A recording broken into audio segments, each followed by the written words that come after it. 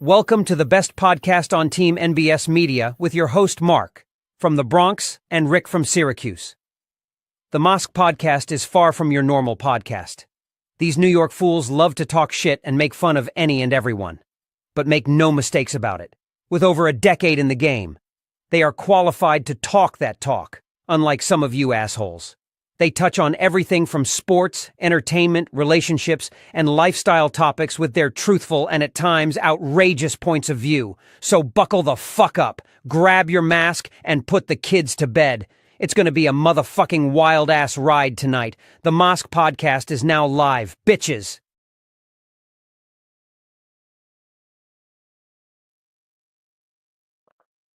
I ain't gonna lie, that white dude saying that shit, he really meant that shit. He said that shit with such emphasis, yo. It's gonna be a wild motherfucking ride. But as always, welcome everybody to another episode of the Mass Podcast. I'm your host, Mark, my co-host Rick. Rick, what's going on, bro? Dude, holy shit, what a wild couple weeks it's been, man. I feel like I'm still catching up on sleep. I feel like I'm taking a week off. We still had so much fucking shit to do. Man, I will say, I gotta say, it's funny. I watched the intro and in the video it shows me and I'm missing like half a finger. I'm like, yo, shit, that makes me look cooler than I actually am. Oh shit! Now I was peeping the tattoo. You got a fucking tattoo on the damn hand too. Y'all know what it is. It's New Year's Eve, man.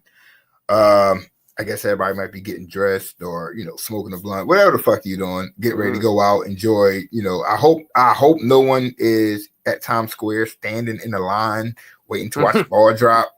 Like peeing on themselves and whatnot because I think it's about to start raining. So take your ass home. Like it's nothing exciting to see there. But by all intents and purposes, knock the fuck out. Won't catch me there, and I'll live here. So today's show is like, oh, there it is. yeah, like fuck all that shit. Today's show is normally what we do. First half, NFL recap of week 17. And then we're going to go into our, I want to say end of the year, into our 2024 awards, like, covering the whole year, whether sports, TV, movies, music, I don't give a fuck, lifestyle, love, I don't give a fuck what it is. If we deemed it award worthy, we're going to talk about it.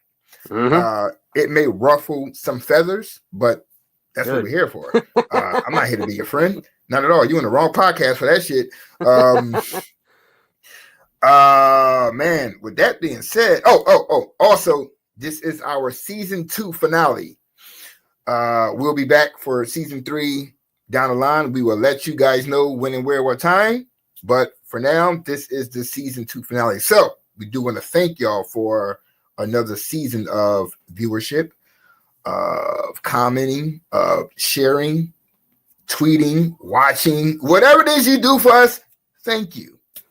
Yep. And to a big shout out to our man behind the scenes, Joe. Once again, y'all, I don't know why y'all was hot in this motherfucking face. I don't know what that's about. Big shout out to Joe and his bullshit ass Washington Commanders. But no, we want to thank Joe for another. He's producing behind the scenes again for us, so we want to thank you for that, Joe. Appreciate that, bro. Now, with that being said, let's jump into week 17 of the NFL. It was a good week for some teams. Mm-hmm. Unless you're like a Cowboys fan, then it wasn't extremely good for you. You know what I'm saying? Because that was just awful. All right, so boom, we're going to jump right into what we got the first. Well, I guess it's the first game, whatever the case may be. All right, boom, breaking it down. These motherfuckers 15-1. We got the Chiefs defeated the Steelers 29-10. Rick, thoughts on this one? You know what? It's kind of hard to keep backing the Steelers, and we talked about it all year long about how much, oh man, Mike Tomlin, he's never had a losing season. Woo, yeah, great. And then, bro, they got their winning season. It seems like they didn't do shit afterwards. We got our 9 wins, we're good. You know what? I gotta say though, it's the Chiefs, man. You're not there yet. I don't think the Steelers are there yet. I agree. Watching them, they need more weapons. I mean, you got Harris, you got Warren, and you got Pickens when his head is in the game. But I think he missed like the last 2 or 3 games, and Russ looked bad because there's no one else to throw the ball to. So of course it's like, hey, bench Russ. Like, dude, he hasn't had his best. Like, come on, like, stop it. A minute ago, y'all was loving the dude. Now y'all hating the dude. Fucking sports fans, just too wonky for me, man. But like Rick said, man, it's Kansas City. Like, we can sit here and talk about, they keep scraping by. Well, at the end of the day, that is their job to win the fucking game. Mahomes is not worrying about if we win 40-9. They just want to walk away with the only person who cares about that are the fans. That's it. People watch football. They're more like, you should blow a team out. Yeah. The team is just like, that's how I look at some people. Like, you never played sports a day in your fucking life. This is not Madden. You never played organized sports because a coach will tell you, let's walk away with that victory. The fans on the couch are like, yo, you should blow this team out. Dude, these are professional players, dude. Like, fuck. But I mean, look, Kansas City 15-1. On their way to it, on trying to three-peat. Not on their way to. Let's just say trying to repeat. They got the number 1 seed locked up. More than likely, they're going to rest their players. But anyway, back to this one. This was a must-win game for Pittsburgh per se. But it was a must-win game for Kansas City as well.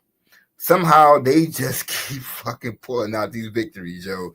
I mean, they dropped 29 on the Steelers, man. Held them to 10 points. I mean, what more do you want from them? And the tough part about this is the Ravens leapfrogged them in the standings now. Yeah. Wait a minute. No. Who played next week? It's well, they both have to win, pretty much, right? Yeah, I think Ravens are a game ahead? Yep. Oh shit. Yeah, that's a must-win game. I think it's a more must-win for Baltimore because they were expected to do this. Pittsburgh was not. This is more of a must-win game for Baltimore than anything. I don't know all the seedings and shit, like who gets what seed. That's too much shit to figure out. Like with a whole week. Like I ain't got time. I'm not an ESPN stats dude. I ain't got time to sit there and do all the extra bullshit. Just win the fucking game, yo. Oh, right. Kansas City 15-1. Good win by Kansas City, man. Good win. Oh shit. Next up we got, I don't know. Somebody was playing football. Somebody was playing baseball. Because what the fuck was this? 31. Well, sorry, the Ravens beat the Texans 31-2. Yeah, 31-2. Rick, thoughts on this? That was embarrassing. Texans stayed home for Christmas. My God, what happened? They trust their backups on this? Man, this Houston team is better than they showed. I don't know what happened this game. And I don't know. I don't know. We could say Stroud is going through a sophomore slump. I don't know. Honestly, I would say yeah, because you got the same weapons. I mean, you just lost your receiver last week, so I mean, y'all been struggling all week long. They had Diggs, but I'm like, Diggs wasn't there last year, but y'all got the same fucking team. Yeah. With an addition to Diggs. So I mean, him being out should not hurt y'all because y'all got the same team y'all had last year. The run game was trash this game. Yes. Matter of fact, Mixon came this offseason, correct? Mm-hmm. Yep. So y'all had a better team. I'm just not. Is it the pressure? I don't know what the fuck it is with them. I can't call. I can't put my finger on it. No. That shit is. I'm trying to look and see what the fuck Stroud did.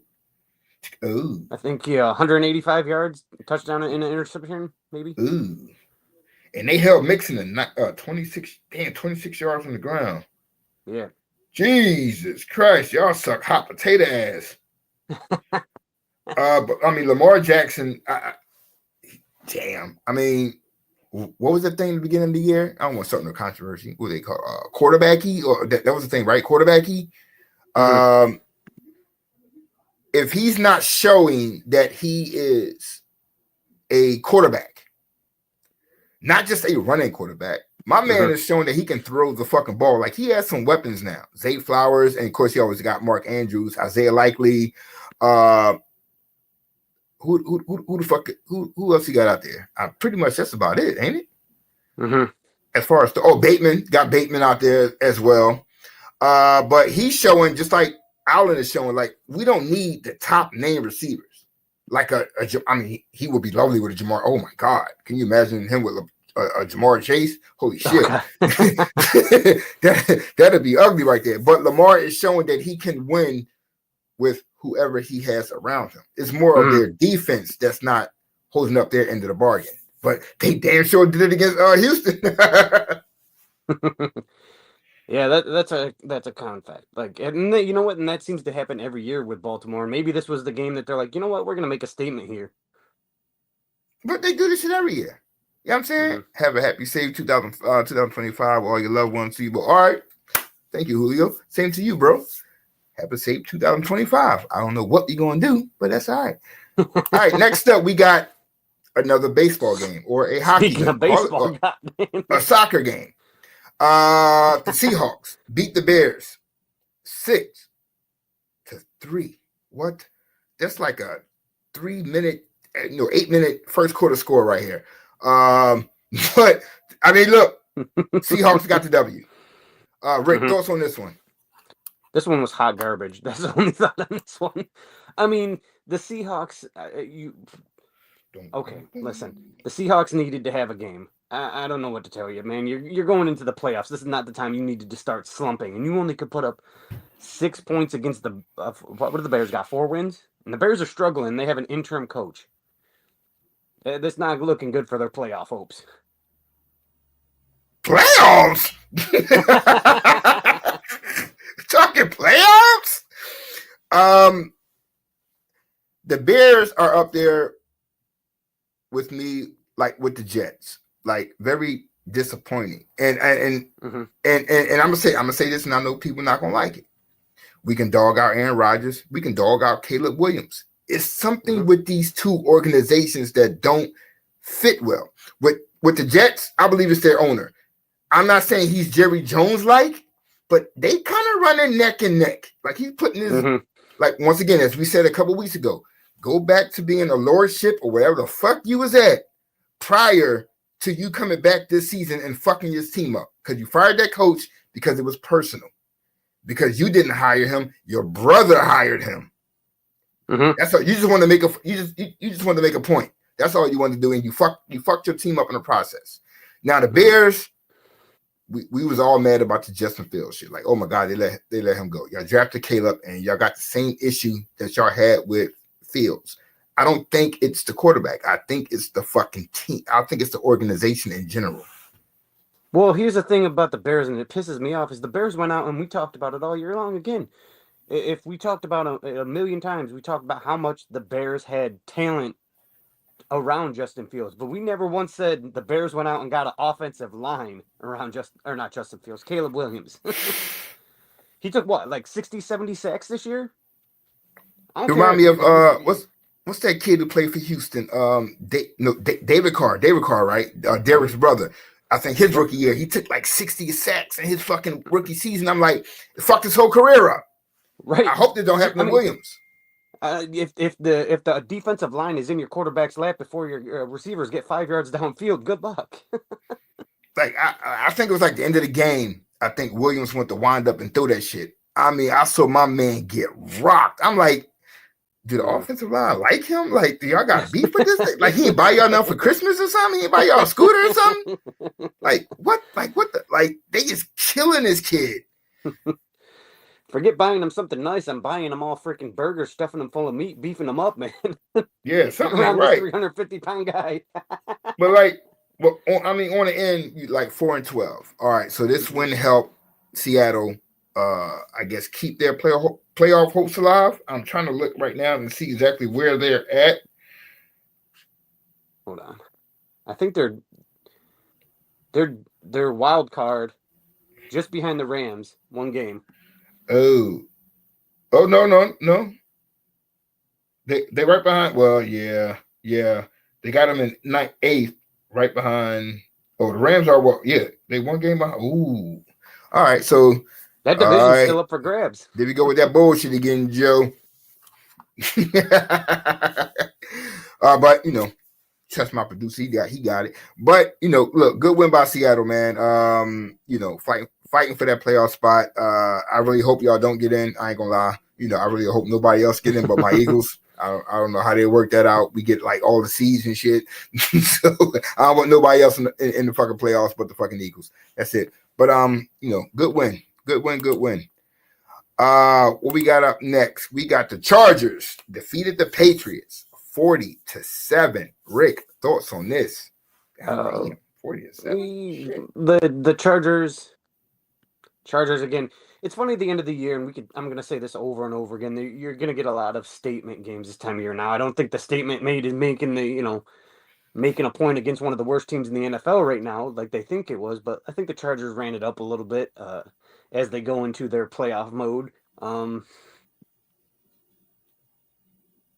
don't know. I don't even know how to put this one. Like this was a disappointing showing for the Patriots, because at the end of the day, I thought they were going to be. I didn't think they were going to win this game, but I thought they were going to have a better standing throughout the year, and it just seems as the year went on, they got worse and worse. Yeah, their issue is always going to be on the offensive end. They need more weapons. No weapons for their. Yeah, they need weapons bad for their quarterback. Like my man is out there playing, solo ball. And it reminds me of like, when Mac Jones was there a couple years ago, his rookie year. It was the same shit. But I'm hoping that they can find him some weapons this offseason. As for the Chargers, you wouldn't grab the coach out of college that just won a national championship, and he comes in his first year. I remember, I forgot what pick they had, like the third or fourth pick, and they picked the offensive lineman. Motherfucker like, oh my God, fuck no, we need receivers, we need running backs, we need weapons. That's his weapon. That I think it was Joe Alt. Joe Alt is his weapon. And they don't have the best running game at all, but yet they are protecting their quarterback, and they have won 10 games so far, and they find themselves in the playoffs. Like you can't piss on his results, no matter how you look at Harbaugh. You cannot piss on his, and Herbert. You can't piss on him either. Somehow they found McCarthy. Where the fuck did he come from? Like this dude is the new fucking Cooper. I think you had said it earlier in the chat, right? I think you said is this the new Cooper Kupp right here? And I guess because we all gonna go off the skin, no doubt about that. I ain't gonna lie, ain't been too many great wide receivers out here like Steve Largent and shit. Like we ain't gonna lie, but this young kid collect them like an Infinity Stones. University of Georgia. Oh, no wonder I don't like that motherfucker. Then that makes sense now. Wait a minute. So this kid was on the same team with Bowers? Get the fuck out of here.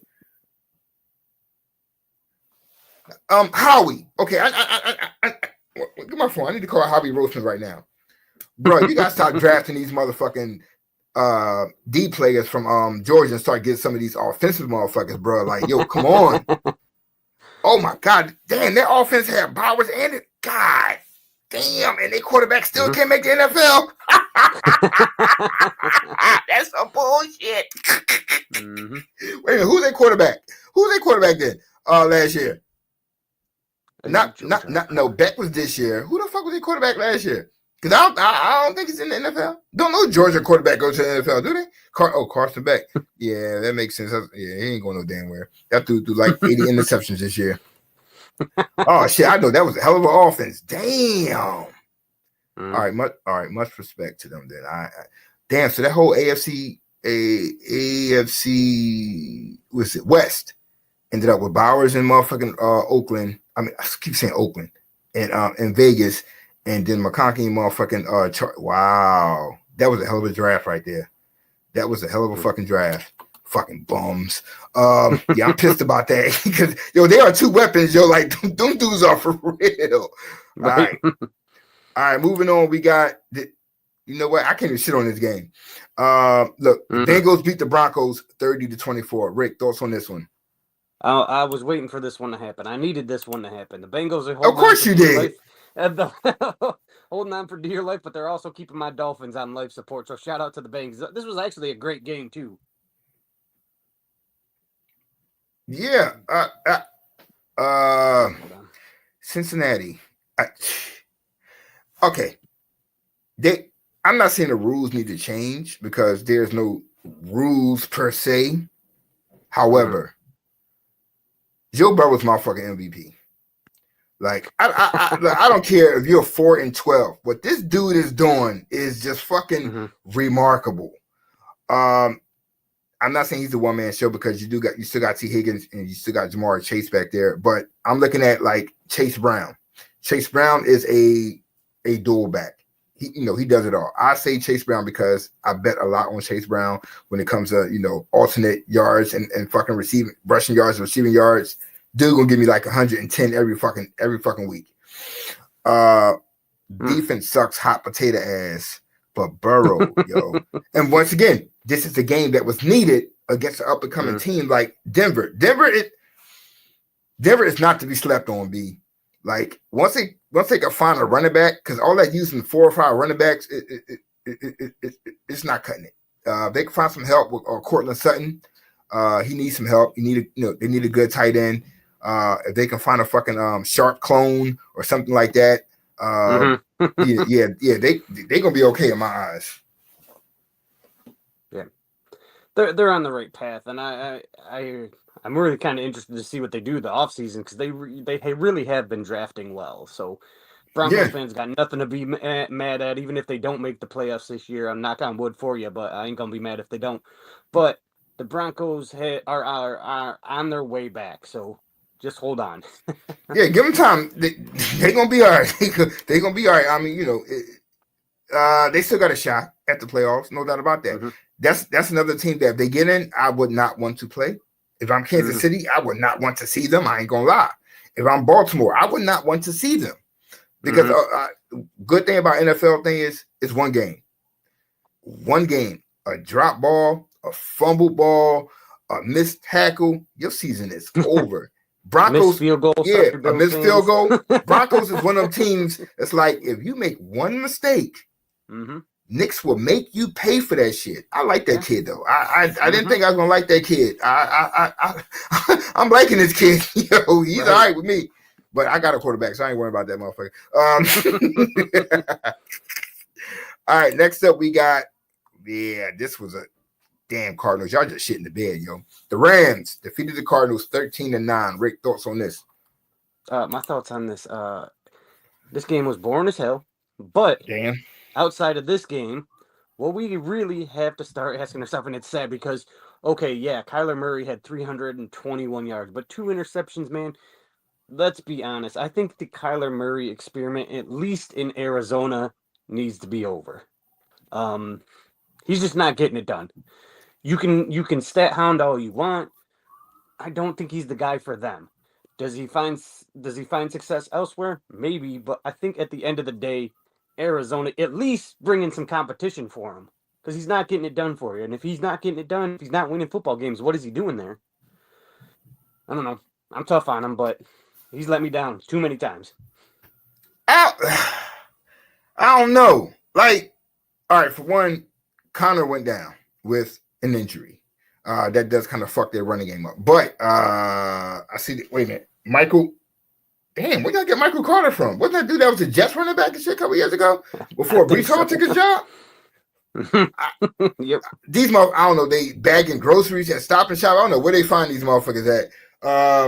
But once again, Kyler Murray is an enigma. They got a hell of tight end in McBride.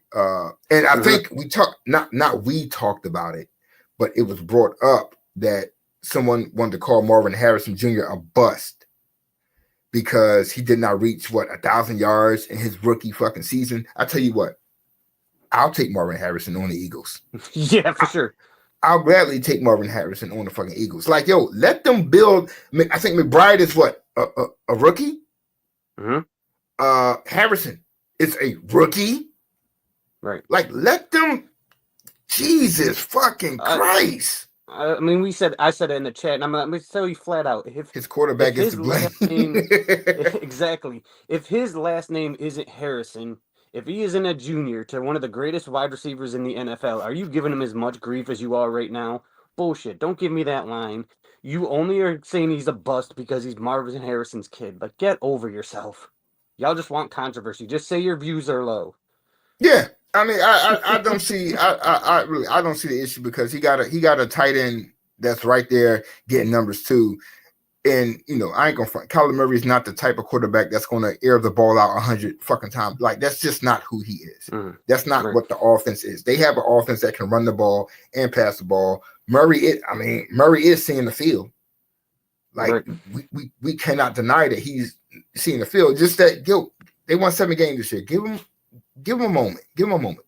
Let this be the learning year. Honestly, this is the year that Caleb Williams that the Bears should be having. That Arizona, I think Arizona's gonna win 7 fucking games this year. I just see that shit coming for a minute. They was leading the fucking division. Yep. Wasn't nobody hating on Kyler Murray then. Mm-hmm. So Joe, you know what I'm saying? But I mean, it's his constant struggle with, and I posted the meme, and it's funny, and it's almost true that every time a new Call of Duty releases, and people want to say that, but like that's not how it goes. Like I know that's the easy to jump to, and it's funny to laugh at, but at the end of the day, as the season goes on, players develop tendencies, and teams notice those tendencies, and that's where Kyler Murray falls apart in the long run. He's not built to last 16 games, 17 games, and that's his downfall. He falls apart at the end of the year. You know what? I wanted to look at something. Let me pull. Where they shit at? All right, boom. Well, I would like to blame their defense as well because their defense been giving up some points like a motherfucker. Right. 30 here, 17 here, 30 here. Yeah, I mean, once again, it's a new head coach. Like, I think they're going to be okay. Yeah. I really do think they're going to be okay. This was not an easy division this year, even though no one's running away with it. Mm-hmm. San Fran got 5-6 wins, and they were injured. The Rams are possibly on their way to the playoffs. Seattle is fighting for another playoff spot. Like, this was not an easy division for a young team. Mm-hmm. This got to be the youngest team in that division. Especially head coach wise as well. They're learning. Mm-hmm. They're learning. Just give them some time. And I get it. Kyler Murray got his, detractors and all the cases. They're gonna be okay in my eyes. I think they're gonna be okay. But like you're saying, late. That's my biggest thing. I think they'll be all right, but at least bring the kid in some competition. So he either gets his shit together or you move on. All right. We see what happens this offseason. Mm-hmm. All right. Next up, we got, the Buccaneers beat the dog shit out of the Panthers 48-14. Rick, thoughts on this one? I said it in the chat. I'll say it here. Stand pat on this one. We talk about this person, that person, MVP, and I don't think he'll win it, but the fact that Baker Mayfield is having one hell of a season, he's second in the league in passing right now, and nobody has given this kid enough credit for how well he's doing this year. Kind of pisses me off a little bit. Now you had a great game against the Panthers. Okay, that's fine. Yeah, I didn't expect the Panthers to be that bad, but again, it is a divisional game. But why is nobody giving this dude credit? You got a shit deal in Cleveland, and he came in, lost some talent due to injuries, and is still second in the league in passing. The Buccaneers are doing it right now. And what's also amazing about that is that you lost Chris Godwin, way back. I think you also lost Mike Evans for 3 to 4 games this season. Yep. I was about to say yesterday. Last week you didn't have Kate Ottman, probably your number one target at tight end, and yet you still managed to throw for 359 fucking yards. Mm-hmm. So you're losing, which I still think Godwin is. I want to say I don't mean to do that. Godwin is a great receiver, but he's been going most of the year, so it's pretty much Ottman and motherfucking and Mike Evans, and then you got Bucky Irvin. Who is another dual back. Mm-hmm. Rashard White, he does shit every now and then. I'm trying to go off the dome when I should be looking at my phone. McLaurin, am I pronouncing? No. Fuck it, I gotta look it up. McMillan. I said McLaurin. I'm on some old Commander shit. He's ready going on Joe already. Yeah, McMillan. Like, he ain't catch shit but 1 for 11, but he caught, I think he did. No, that wasn't. I thought he caught a tutty. Guess he didn't. Oh shit, he did. I'm looking at something totally different. He caught 2 of the motherfuckers actually. I'm looking at the Russian. Yep. Like, who the fuck is Payne Durham? Like who the fuck are these kids? Mike Evans still caught 8 for 97. Bucky Irvin 4 for 77. Devin Cope. Where the fuck did y'all find him at? Who the fuck? Right. Only person who this is his mama. I don't even know who this dude is. Would he play for Hofstra? He ain't even learned his name yet. Word, but like you're saying though, and on the other side, the Panthers, like, no one expected you to come in there and whoop the Buccaneers for fighting for a playoff spot. But people will look at that and say, "Oh well, this is what we mean by Bryce Young is not ready." Dude, that team is not ready. Mm-hmm. Like, they still got to build that, and then they lost their. Chuba was not playing. They lost. He's out for the years is about over, but he's out for this game over an injury. He won't play again this year. So it's like. Carolina is another team. They would be the fuck okay if they could find some weapons. They're young as fuck across the board. So you expected this loss. Yeah. Oh, nah, I ain't even gonna save them for last. I'm just gonna jump right into my boys. He's ready for this one. I ain't gonna talk shit because ain't nothing really talking shit about. The Eagles beat the Cowboys. Well, excuse me. I've been saying it for other teams. Why can't I say it for my own team? The Eagles beat the shit out of the Cowboys, 41-7. What up, Greg? Rick, thoughts on this game? Tough to watch, man. No, it wasn't. It wasn't shit tough to watch about this shit. It's kind of funny, in a way, that everybody's gonna jump piling on Dallas right now. But at the end of the day, man, yeah, the Eagles are gonna turn it up in this game. And this shit pissed me off. I'm gonna tell you right now. But just like, I was mad they took Saquon out of the game, man.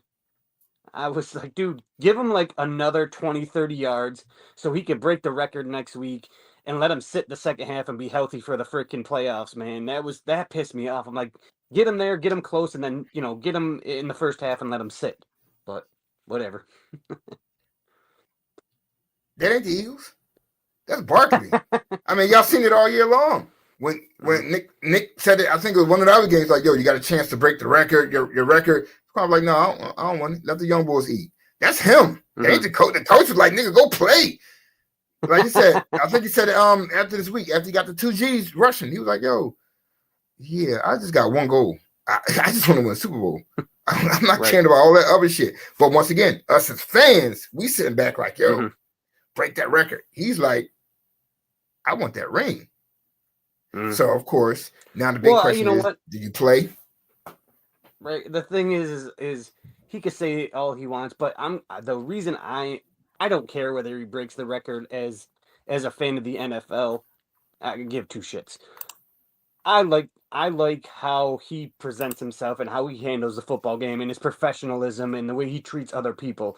Someone like that you don't see as often anymore, I think deserves to go out and break that record. They deserve it. He's going to do it. But he gotta want it. Right? He don't want it. He's like, I mean, remember back in the day watching Barry Sanders score a touchdown.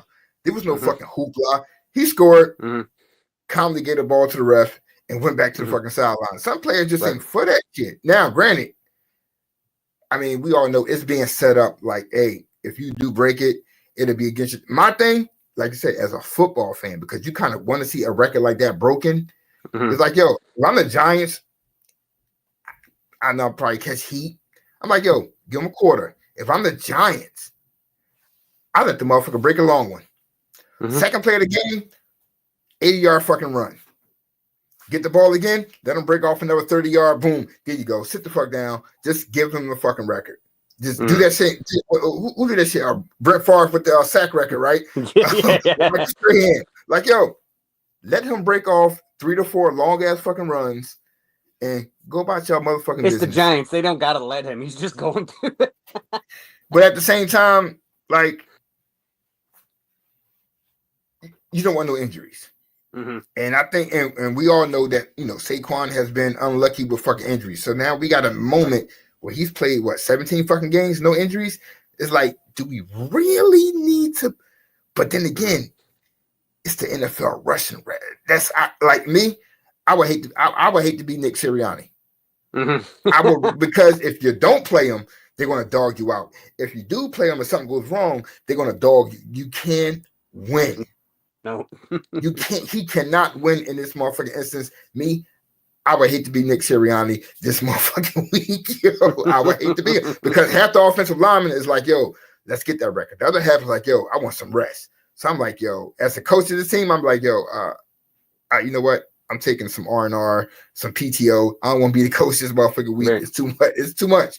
But I don't know. Me, I want the Super Bowl, but at the same time, I would love for an Eagles to, especially Barkley after what he went through with New York. I would love for him to have that record, because once again, he's a good dude. Right, but they almost have to. Aren't the Eagles still in it for the first round bye? Nah, they almost have to play him. Nah, Eagles, they already locked in for the second seed. They ain't got to play shit. They done. This is a meaningless game. There's nothing on the line. Nope, they are locked into the second seed. Okay. Yep, they got nothing to play for. That's why it's such a big, like, oh my God, should we play them or not? Because we all know Hurts and them not playing.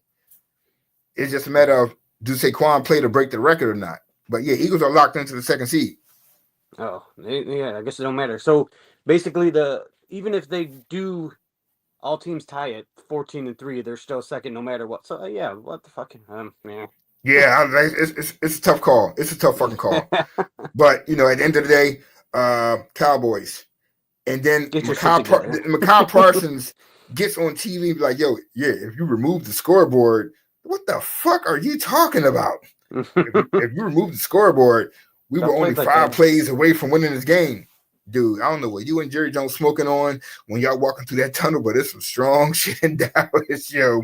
But, at the end of the day, good win by the Eagles with no Hurts. Pickett went out. They won with the third-string quarterback. I think that was more embarrassing than any fucking thing for Dallas, that you let a third-string quarterback beat you. He who has never thrown a regular season NFL pass. Goddamn, y'all suck, yo. Y'all just suck. Yeah, and they had to hunt down the freaking football because your boy just tossed it casually into the stands. But he got the shit back, though. Got it back. Gotta love the Philly fans, man. Here go one for you right here. You would love to see. All right, we got the Bills defeated the Jets 40-14. Rick, I know you got thoughts on this one. Yeah, you could say this one too. The Bills beat the dog shit out of the Jets. This game was not that close. The last 14 that the Jets put up were fucking pity points. Buffalo took their foot off the gas on that. The Jets, man, I think it's time for a hard reset. I don't think it's time to There's so much coming out right now that this person, that person's mad. This person won't come back if that person comes back. Like, it's the Jets just have a toxic ass atmosphere, and no matter what, it doesn't seem like it's gonna go away anytime soon. Granted, their season was over, a while ago. The Bills, I mean, they're, once again, they're running away with the division. That's not a diss to the Jets or the fucking Patriots or even your fucking Dolphins. I mean, it's just that they are, ahead of the class. Yeah. They dropped another 40 points on a defense that was supposed to be elite. They have not been elite all year fucking long. Well, they were elite until they fired their head coach. So but the Bills continue to do Bills things. Allen continue to do Josh Allen type shit, and I mean, you take away Burrow or whatever, Allen's a football player, man. He's like that kid on fucking remember the Titans, the quarterback kid. Like he's a fucking football player. He's a quarterback, but to motherfucker's a football player, dog. And we all question, like, I can't wait to see what they do this year without Diggs and the other weapons that he lost or whatever the case may be. And he is really taking a shit in our faces, like yeah. So much respect to Josh Allen, yo. Real shit. Oh man, there's certain games on here like I just want to skip. Like, do we gotta talk about like? All right, yeah, exactly. All right, so the Jaguars defeated the Titans 20-13. Rick, thoughts on this one? The Jaguars winning this game, a divisional game, is impressive. You had your backup quarterback in, but then you play the Titans, who I don't know what I mean, this is what the Titans fired their head coach for. Mike Vrabel. The Titans had a head coach? Oh shit! Yeah. Vrabel wasn't doing that bad last year. They fired him, and look what they brought in. I mean, it's not. Vrabel's going to land on his feet. He's going to be at like the Jets or the Bears. He's going to go to a good job. I don't. All right, they win it with Mac Jones. I guess that's worth an applause. They win it with Mac Jones. The Titans, I think they still got quarterbacks. You know, we all know they got quarterback issues. They just got issues. The moment you let Brown and Henry, and at some point, even Tannehill go, everything just went downhill for y'all. I mean, we gonna keep it above that. I mean, they didn't win championships with that trio, but it's still something there, and y'all just gave the fuck up at the at the end of the day. Jaguars, y'all should be in the CFL. I'm sorry, even with Trevor Lawrence, y'all belong in the fucking CFL some motherfucking where. Something is just not clicking with that fucking team. We need one of two things need to happen. We either need to shake up these divisions, or freaking teams need to start being relegated to the XFL over here. Yeah, because this shit. Titans 3-13, Jacksonville is 4-12. This is a battle for like the third pick in the fucking draft or some shit. Like that's all that shit was. It's like a tankathon over here. That's all. It's like the Pop-Tart Bowl and shit. Like all kind of crazy shit going on over this motherfucking. All right, so fuck this game. All right, next up we got the Raiders defeated the Saints. That's another game. Like, dude, we got to talk about this shit. 25-10. Rick, thoughts on this? You know what? Raiders fans are extra salty online.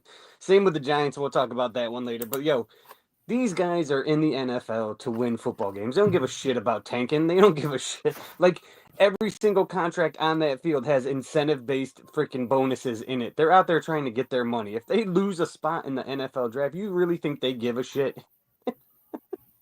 No. And then, I mean, at this point, like really, then you're playing for pride because you really might like your coach. And right, if you keep losing these games, like it's still a job. Like, they probably don't want Pierce to get fired. So, I love Pop. Julio say, I love Pop-Tarts. Came out of nowhere with that shit. Yo, these motherfuckers did have a trophy, though, that shit was crazy, the motherfucker. That was genius marketing, though. Genius fucking marketing. I wonder if they turned the bitch upside down. Did the crumbs fall out, too? Like,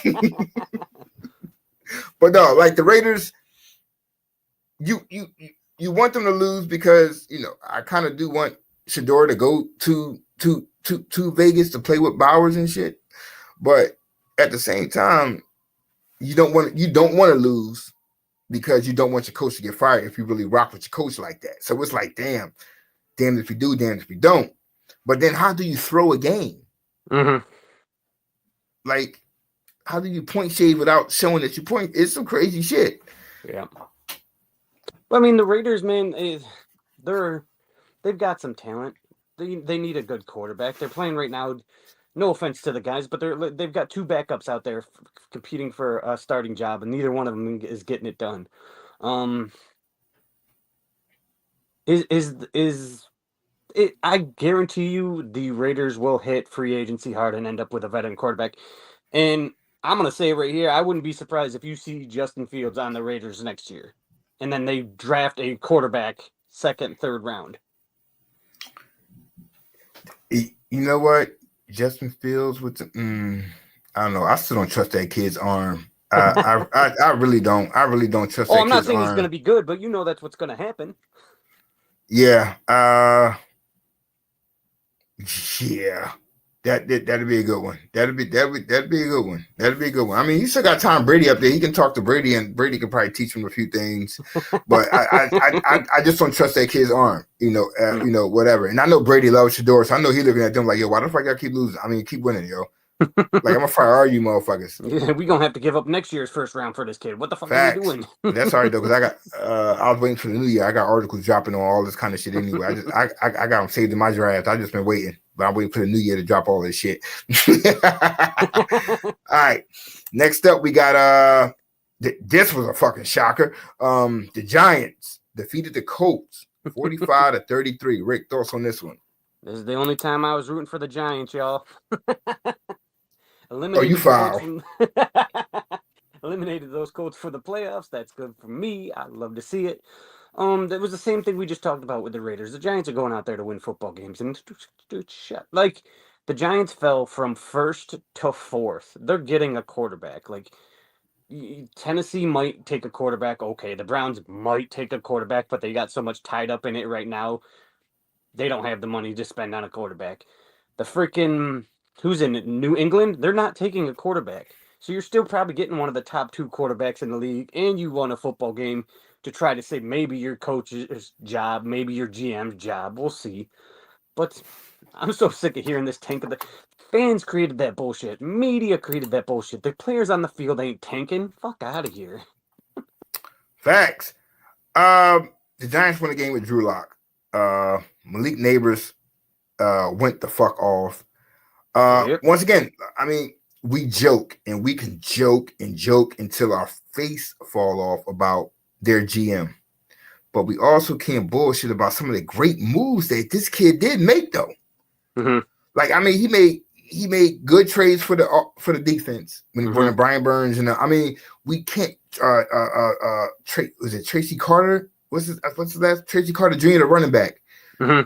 Devin Singletary got hurt, so Carter has been doing his thing. We can't ignore the fact that Sheen has done some great shit. Only thing we dog him about is the Saquon shit. Mm-hmm. But the other moves he made has been like he didn't sign. Well, is he the one who signed Daniel Jones for that money? Yeah, I think so, right? No, I don't remember. Actually, I'm kind of thinking that dude came in this year as a GM. Mm-hmm. So I don't think Daniel Jones was his mess. Even still, he still tried to move up to get a quarter. He did everything he could to replace Daniel Jones. So, like, you saw it on Hard Knocks. He was talking with the Patriots, time to move up to 3, and the Patriots didn't want to do it. He made all the moves he could. Yeah, I think he was going after Daniels. Yeah, I think he went to Daniels. Yep, and we could talk about the Saquon thing all we want, but in New York, they overutilized him. He was hurt a lot. No one knew he was. You cannot tell me he was going to have that year in freaking Philly. Yeah, no one saw that coming. No one saw that. I mean, so, like I said, we joke about it, but at the end of the day, when you look at the bigger picture, he didn't make. Of course, hindsight is 2020 now. Right.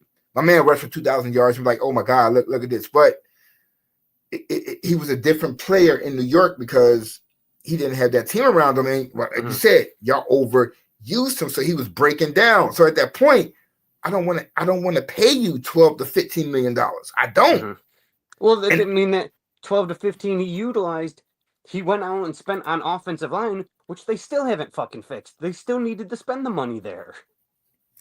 Yeah, I mean, once again, now that we're looking at the season, I'm not going to joke him, as much because the owner was looking at it from almost a Jerry Jones type way. Mm-hmm. Like, hey, he is our most popular player. Mm-hmm.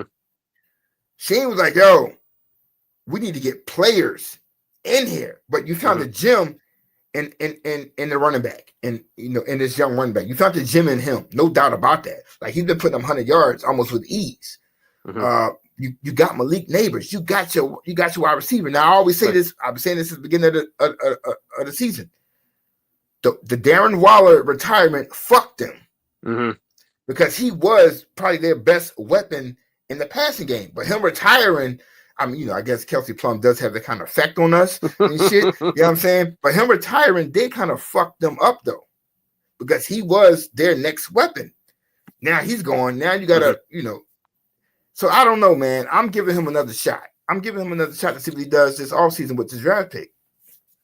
Yeah, fly as many planes as you want over that damn stadium. Because, like, I'm going to say it's kind of like when the Detroit Lions had Barry Sanders. you ran the dog shit out of Barry Sanders, and the team wasn't winning football games. You're not going to put one great player out there. And the Giants, or not the Giants, but the Lions didn't do shit to give Sanders help. All they cared about was keep selling jerseys. And he was like, if I'm going to keep getting hurt every year, if I'm going to keep busting my ass and you guys aren't going to go give me help, I'm done. Fuck this. And that's the same thing that would have happened to Saquon had they brought him back. Facts. I'm with you on that one. All right. Oh. Next up, we got your shit. You got your shits. All right. We got the Dolphins beat the Browns 20-3. I know you got thoughts on this one. This one was tough to watch, I got to tell you, because the Dolphins did it with their backup quarterback. They had Huntley. I can't. So Huntley was out, or Tua was out. Waddle was out. Tyreek Hill is still kind of hurting. So, like, this one was tough to watch, but at the end of the day, we needed a win. Miami went out and got that team win. Again, it's against the Browns, but the Browns beat the Ravens this year. You can't guarantee that just because you're playing the Browns, you're going to walk out of there with a win. So, man, they beat an NFL team. Right. Bro, I don't give a fuck what your record is, B. You one of the 32 teams in the NFL. Fuck all that record shit. Like, fuck that. They beat the NFL team. Give them their props. I say it every fucking year, man. Every year, a team could win 2 games all season long. In the AFC East, the team will be 2 wins, and one of them games is going to be against the division rival. Word. You know what? Fucking Facebook, suck a dick. Word, look, you Joe, like, yeah, like, word, look, there's no copyright. And she's like, what the fuck are y'all banning? Like, I'm not understanding. Ain't no fucking Eminem on here. Ain't no Jay-Z on here. Ain't no Biggie playing. Like, why y'all keep banning the fucking video? Facebook. I watch videos on Facebook with motherfuckers getting shot in their fucking face. But y'all want to ban a podcast? Really? You want to ban a podcast? There is no fucking there is no music right from nobody video. I'm shit is personal because we got masks on. With somebody slept with Zuckerberg mom. They had a mask on. Like this personal. Yeah. I think Mark Zuckerberg might be fucking Scorpion over here. You don't like my Sub-Zero? Word. Anyway, at the end, good win by the Dolphins, man. They're keeping their slim playoff hopes alive. Cleveland. Look, y'all just hit with all kind of fucking injuries. Like, y'all kind of like the 49ers stepchild right now and shit. I mean, look, good win by the Dolphins. The curse of Baker over here. Word. All right. Next up, we got oh shit, it ain't pop up yet. All right, we got the Vikings defeated the Packers 27-25. Rick, thoughts on this one? Game of the fucking week right here. The final score made it look like a lot closer, but if I remember correctly, the Packers were down multiple touchdowns in this game. So either you got to look at it 2 ways. The Vikings got up big and took their foot off the pedal, or the Packers came back, stayed in it, stayed battling, and almost won this game. Not quite sure which one I subscribe to. The Vikings. I can just imagine what a certain Minnesota. Lord. Sometimes I would be so happy that he's not in the chat. Man, oh fucking man. We would have to mute that shit. Don't say his name like Beatles over here though. But look, this was, great game by Minnesota. We can say with them must-win game because for some reason people still don't believe in them. They still gonna shit on Sam Darnold. But if anything, I think this was more of a must-win game for Jordan Love and the Packers because they, if I'm not mistaken, I don't think they have beaten a winning team yet, per se. I want to say that. They have not beaten any of the good teams yet. But you about to go into the playoffs and you're losing against the Vikings, you're losing against the Eagles, you're losing against fucking Detroit. Like, yo, you need to win these games. There's no more, I don't know. Okay, Joe is down on the screen bugging the fuck out. I think he just won a lottery or some shit. I have no fucking idea. But whatever you want, I want 10% of. But with that saying though, this was a great win by Minnesota. They're going to play next week for the number 1 seed. I really do think they're going to beat Detroit. But we'll see. These guys are head to head. That's why Philly can't win it. Yeah, they're going head to head. Someone's got to win. Yep. Right, now it makes sense. Holy shit. The What? Spurs are beating the shit out of the Clippers. Damn, I just lost money on that shit. God damn, are you fucking kidding me? About 20 points? Damn, bro. It's been a I hell got of a no bet. games going on right now. All right, so the last game of our week, we have. Oh, shit. I don't even want to say it. Joe down there going crazy. We have the Commanders beat the Falcons in OT 30-24. Rick, thoughts on this one? In overtime. Man, I got to tell you. Penix is doing all right since he stepped in. I think. Yeah. I don't want to say he's there yet, but he's holding the team down. They're coming close on wins, so can't hate on him yet. Washington struggling down the stretch, but they pulled out that big victory, so give them their credit. Great win by Washington. There was a point where I thought they were going to lose the game. The Daniels kid, remarkable. I just can't wait until the off season because I can't wait until see what kind of help they're going to get McLaurin. Scary Terry. He needs another receiver. Zach Ertz, of course, everybody know how I feel about Zach Ertz. But he's 190 years old. So you got to find Terry you got to find him help on the other side of the field. Right. But also not having Austin Eckler back there, that's also affecting their offense. Brian Robinson Jr. I like the kid, but I don't think he's a full-time 3-down back like they're trying to make him to be. I think they need to find another running back to complement Daniels more. Their defense, it's coming along. It's but Daniels, this kid is, and he doesn't shy away from shit. I like his heart. Regardless that he does play for the Commanders, and I really don't give two shits about them. But I do like that kid's heart. Now, the only thing I think I commented in the group, the only thing I did not like about the game, why the fuck the commentator kept mentioning my Eagles about 10 motherfucking times throughout the fucking game? Like, they even mentioned a move that Drake London made against the Eagles in week fucking 2. I'm like, dude, that was week fucking 2. Why did you keep mentioning the fucking Eagles? I'm like, y'all got a hard on about Philly? Like, damn. It's like, yo, well, I understand the Commanders game because it happened last week. Oh, this is the move that they made against the Eagles. This is the move that blah, blah. I'm like, man, look, I don't want to say nothing bad about the Commanders because, Joe, that's my boy down there. But, let's keep it a buck, nigga. Y'all niggas be Kenny Pickett.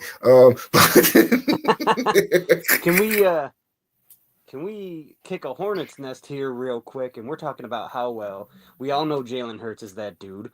We're going on and on about how well Daniels is. Are we at the point of admitting that Dak might be the third, if not fourth, if the Giants get a quarterback this year, might be the third best quarterback in that division?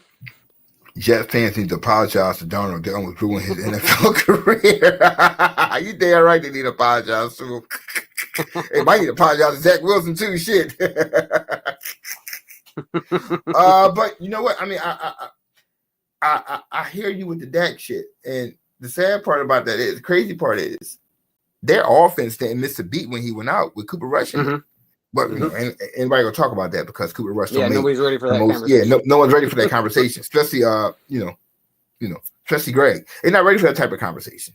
Like, I'm like, you give the running game started working. I'm not saying Dak was the reason it wasn't working, but you gave Cooper Rush the same wide receivers, same tight end, the same motherfucking running back, and yet the offense, shit was working. I don't know who's the problem there. Somewhere along the line, somebody's a motherfucking problem there. But anyway, Falcons. Yeah, they're gonna let Kurt go. They just gonna bite the bullet on that one. He's gonna end up a Giant next year. Shit, they better not. His old ass. But once again, that's two old receivers coming off fucking ACL tears and shit, right? Like him and Rodgers. Like, I mean, it's part of the fucking game, yo. I mean, you can't beat Father Time. I don't give a fuck who you are. Unless you Tom Brady. That's him. Like, the only motherfucker I know who can beat Father Time. Listen, Tom Brady only retired because they offered him just as much to be on TV. Yeah, otherwise he probably still be throwing. How bad he's been, they get rid of him. He'll be back on the field next week. Yeah. Well, look, great one by the Commanders, man. Look, they playoff bound.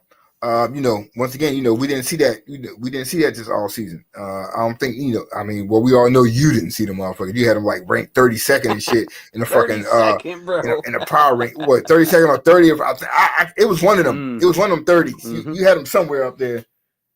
I was like, man, Yep. what the fuck? But what they won? What, 11, 12 games? Something like Commanders, that. yeah, I think at least 10. Like yo, that's serious business right there. Mhm. Kudos to them. He said apologize. I don't need to apologize. I have multiple times. I said it all year long. I was wrong. I'll admit Boy, it. yeah, you gotta give them their props though.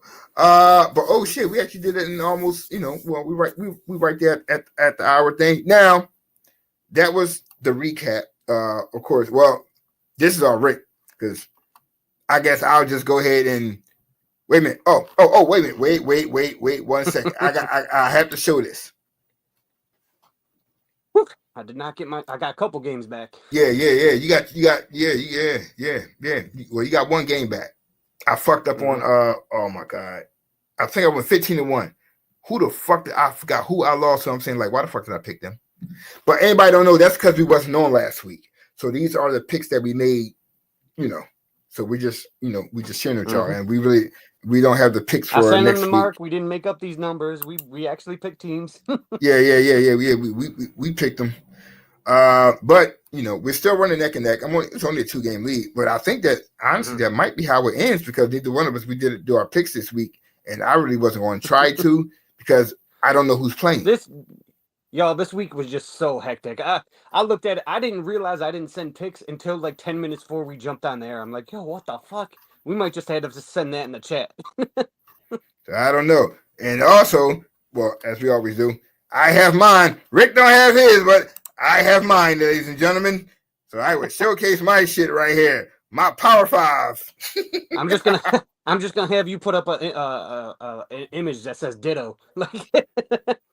So the rankings here, my thing with this 5 is this.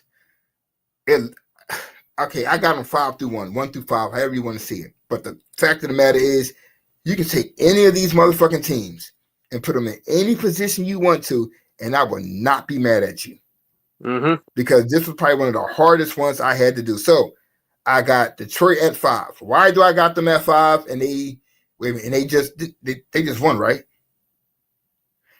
Yeah. Wait a minute. Yeah, they did just win. I got them at 5 because, for one, they almost lost to the fucking 49ers. Like, throughout the last weeks, it's like they almost, like, their defense is suspect as shit. Their offense, a thing of beauty. But their defense, like, cool. I can't rank you just off your offense alone. No, fuck no. I can't do that. Minnesota, they the real deal. Like I said, you can take these picks and you can put them wherever the fuck. Steve, if you're watching, you probably say, oh, Minnesota is this and this record. They should be at number 1. You know what? That's how you feel. I'm not going to argue with you. Because these are the 5 best teams in the league. It don't matter where you put them. I'm hit the shuffle button. You're not gonna be wrong. Yeah, hit the shuffle button. You won't be wrong. I like Minnesota. Kansas City, I'm not gonna shit on a 15-1 team like that. No matter how they're winning the fucking game, I can't shit on them like that.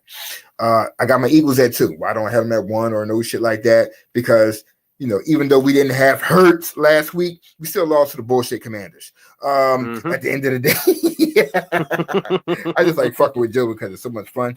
But our last 2 games, and I will say this, even as an Eagles fan, Detroit has been playing with their starting quarterback. Minnesota with their starting quarterback. Kansas City with their starting quarterback. Buffalo with their starting quarterback. Eagles last 2 games with backups. So yeah, that's why I got them at 2, because they're winning, and then they're still playing fucking defense. I mean, granted, it was against the Cowboys, but they still play defense. Buffalo, they for real. But like I said, you can take any of these teams, switch them, rearrange them, do whatever the fuck you want to do with them, and I will not argue with you one bit. But those are my top 5 teams in the NFL at this point. I don't know what Rick got. Rick, what you got? Like I said, you could hit the shuffle button and any one of these would be right. I don't think there's a bad spot in that top 5. Could I put Kansas City where Buffalo is and move Buffalo down to 2 and Philly to 3? Sure. Minnesota, okay. Yeah, I mean, you can move them up to 3. You can this whole thing could be shuffled around, and we can make a case for each of them, but it doesn't make sense. We'd be arguing for no fucking reason. True indeed. All right. So once again, we didn't do picks because we don't know who's fucking playing. Like, I mean, we know what teams are playing, but I can't pick my Eagles to beat the Giants if I don't even know who's fucking playing the fucking game. Like real Right? shit. It's like We're gonna pick the right now. Kansas It's like City to win with preseason. Carson Wentz. Like what? So yeah. At that point, it is what it is for me. So what this is going to do is conclude. It's going to conclude the Week 17 recap. So after commercial break, we're coming back with our 2024 awards. Now this is going to be this is going to be fucking interesting because I've seen Rick answers. He hasn't seen my shit yet. All year long, I ain't seen shit. I've been making it up as I go. Yeah, I have to make the graphics, so I get to see what he's putting out there. So we got like best team, best sport, best athlete, TV show, movie, and we're going to touch on all that shit after the commercial break. We see y'all in a few. Yes, sir. You are watching Team NBS Media. We are a digital media brand covering sports, entertainment, and lifestyle, with team members all across the country. Through our written content, podcasts, and video content, we bring you fresh and professional content. Interested in joining the team? Shoot us an email or DM. Make sure to like, share, and subscribe.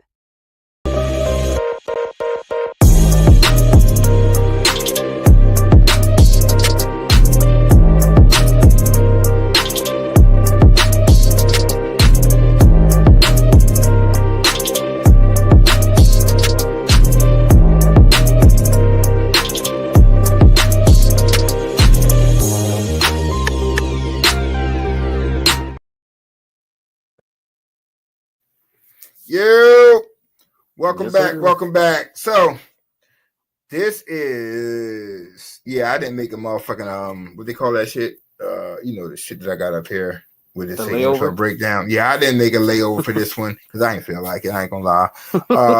So Had first to of all, spend time with family this week. Yeah. let me remove this joint right here up top real quick. Oops, I meant to hide that motherfucker. Oh, I think you already beat me to it. All right, so this is a 2024 awards from the Mass Podcast. As always, Rick and I will do our picks. We're doing side by side. Y'all, we pretty much probably have some debate. Y'all can have a debate about it in the chat or, however y'all want to do it. So we're going to start this off with the best team. No matter what sport. This was the best team of 2024. Let's see who we came up with. I don't remember. Oh, yeah. Mm-hmm. All right, Rick. Rick picked the Vikings. Rick, why do you pick the Vikings as your best team of 2024?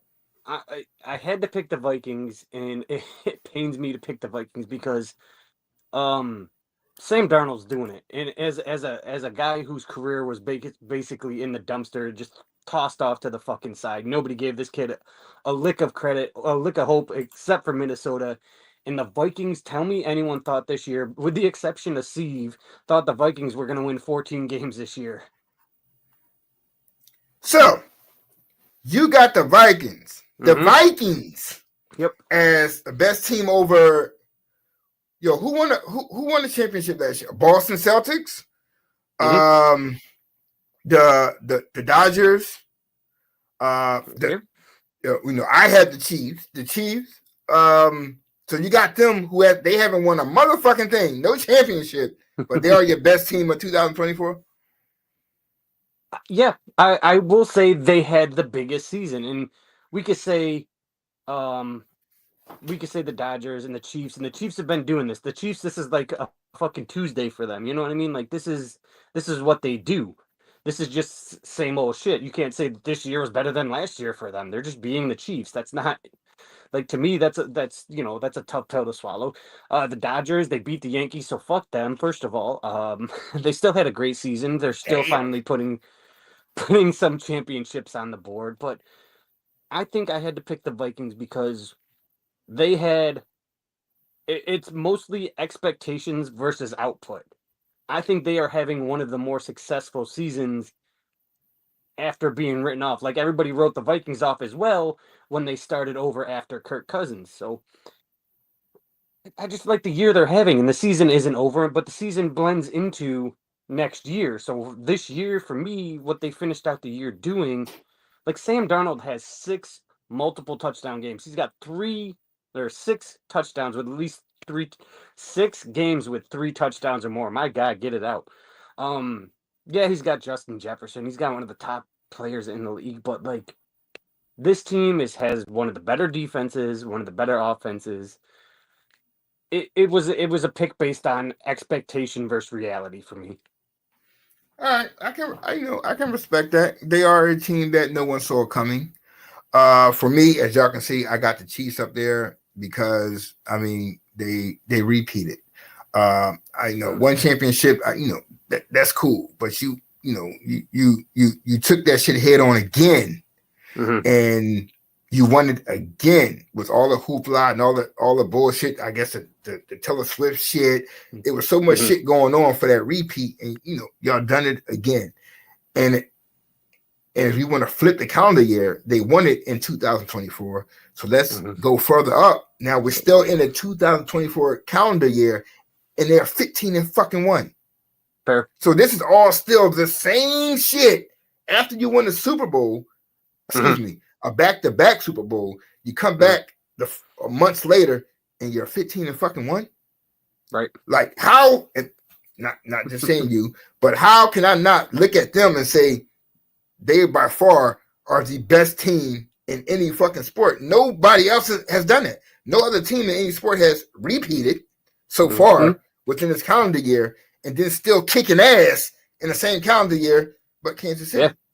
Hey, teams usually fall apart after their championships. Guys get paid elsewhere. They start picking, so got to give them credit for that one. You're absolutely right. Yeah. And I kind of got to give them credit too, because they went out and they reassembled some of their depleted, the talent. So even in the season, like they didn't start the season with the receivers they have now. They went in and filled out what they had to do and made their team competitive each game. Shit, and their running backs. Yeah. So yeah. For me, that's my team of 24 is the Chiefs, and Rick has the Vikings as his team of 24. All right, next up, and this is the wild shit. We both came up with the same thing, but I had to kind of switch it a little bit to make sense. So our sport of the year, like you put the WNBA. I was like, well, shit. Honestly, the whole women's basketball was the winner of. Yeah. Oh, then why does I got best team up there? Oh yeah. All right, best sport for me was women's basketball. Rick, why do you say women's basketball was the best sport of 2024? If you want to remove all the bullshit in the media and the politics and all the other stories they went with this year, drown out all the noise, and it's finally the spot where people are talking about women's sports, specifically the WNBA, college basketball. Like these young ladies put themselves on the map this year.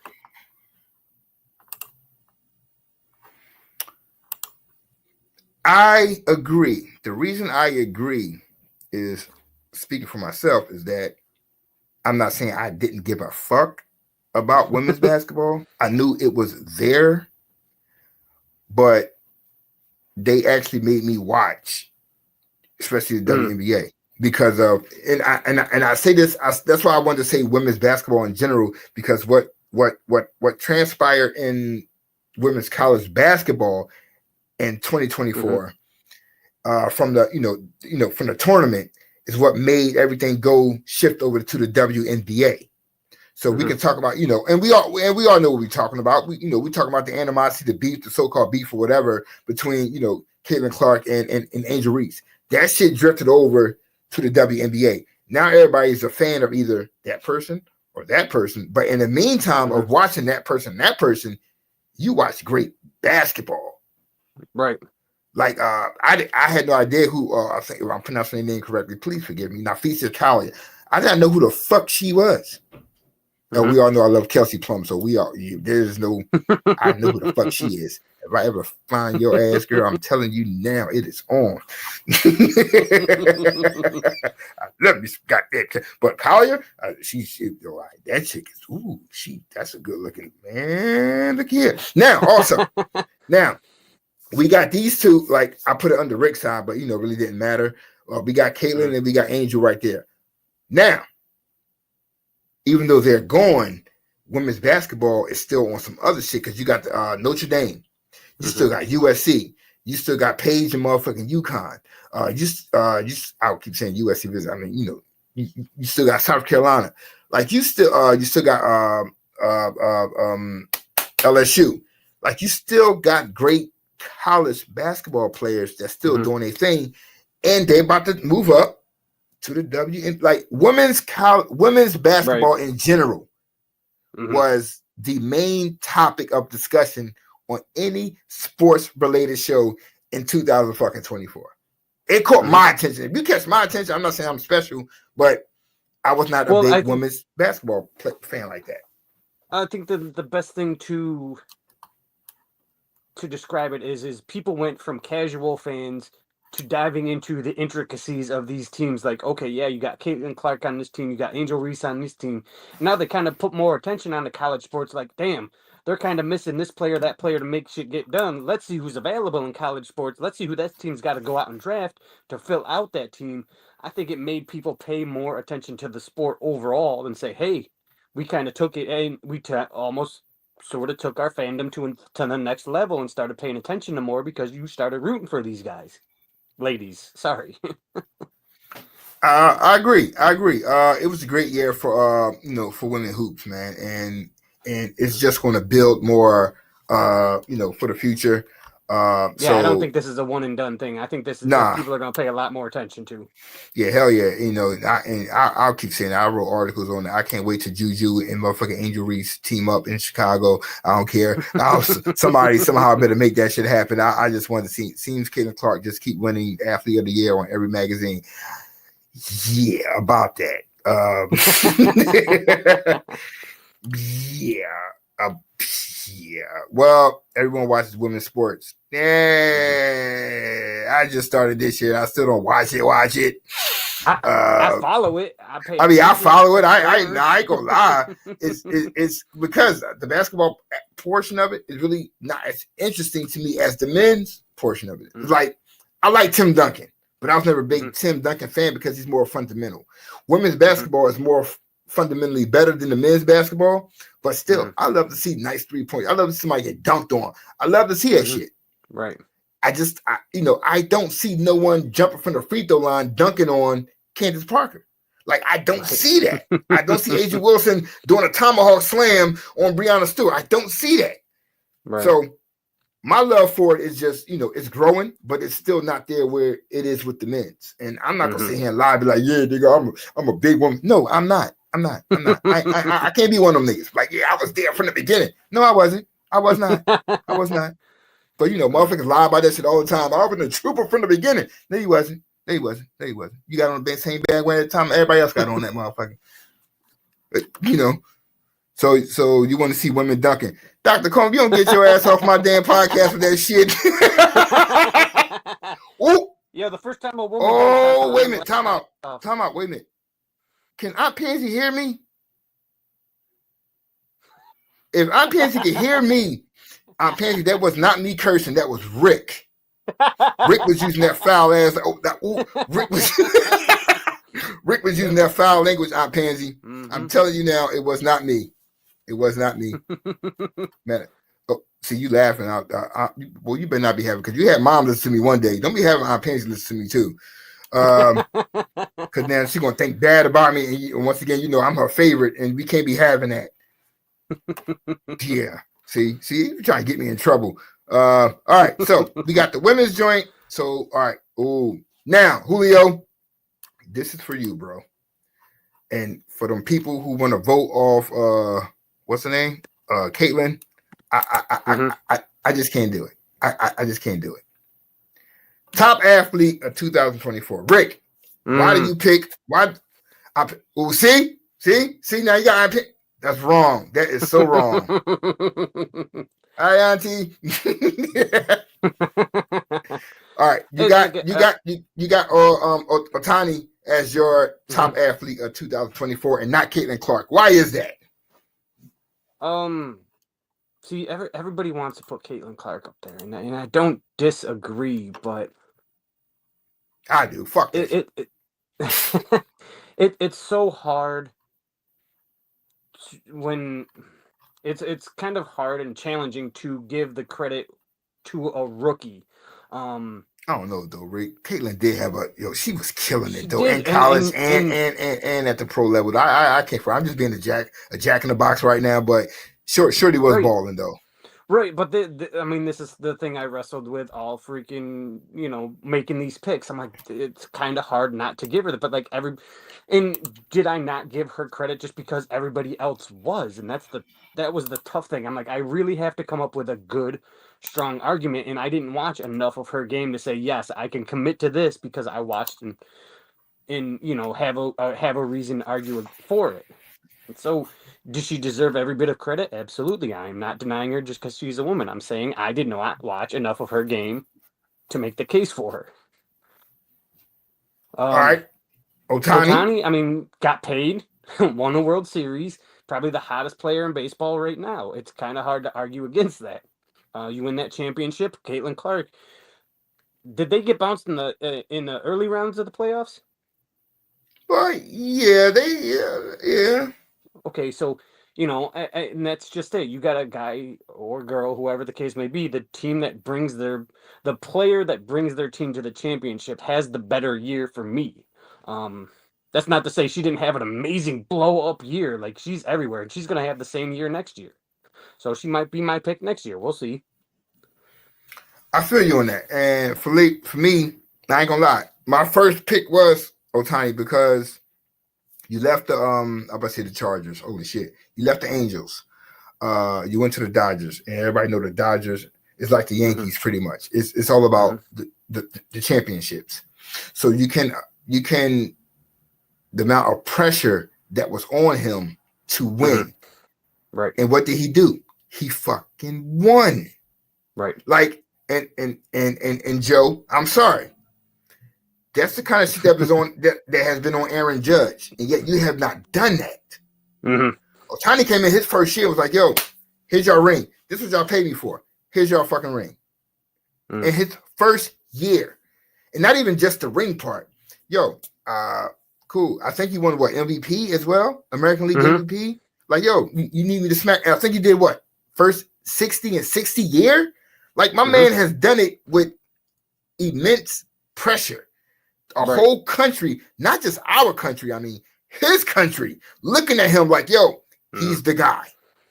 Right. You don't speak a lick of English. And then let's take into account that he started the year off with controversy about this betting shit, which I still think he had a part in. I don't give a fuck what nobody say. He still had a part in it. The translator dude, stop it. Otani is a better player than Judge, and number two. I mean, but still, we understand what the Yankees asked for. They asked for championships. There were many better rosters than what's my man? Derek Jeter led Yankees. It was better teams out there than him. But when it came down to it, they knew how to win. These Dodgers beat the Yankees at a game that the Yankees should have beat them at. Dodgers did not have the pitching, but yet, but they got shut the fuck. Like, yo, they had the better team. They had the Yankees had the pitchers to beat the Dodgers, and Judge shitted the bed throughout the whole playoffs, especially in the World Series. I would say Aaron Judge turned to Alex Rodriguez in the playoffs. Oh, y'all gonna stop dogging out A-Rod, but you're right though. I ain't gonna lie. You're right though. Let's be honest. Every year except for the one he was with Jennifer Lopez, I'll call it what it is. That one year where they won their championship, he was dog shit in the playoffs. I'm with you on that. Better team won. I had Dodgers for the one winning. Real Yankee fan though. Yeah, but you're right. Y'all still suck ass though. But hey, y'all lost Soto. That's the point. Y'all lost the World Series, then lost Soto. For that kind of money, man, I'd have let him go too. Fuck that. Nah, though I do like the moves that the Yankees are making this all season though. You know, like I'm saying, like Soto's a good player, but I always think that you can recycle three. Soto's a great player. You can recycle three good players for a great player. You know, all day long. Now for me, my winner is Travis Hunter. And no matter I care what no one says about that. Why is he my winner? Not because he won the Heisman.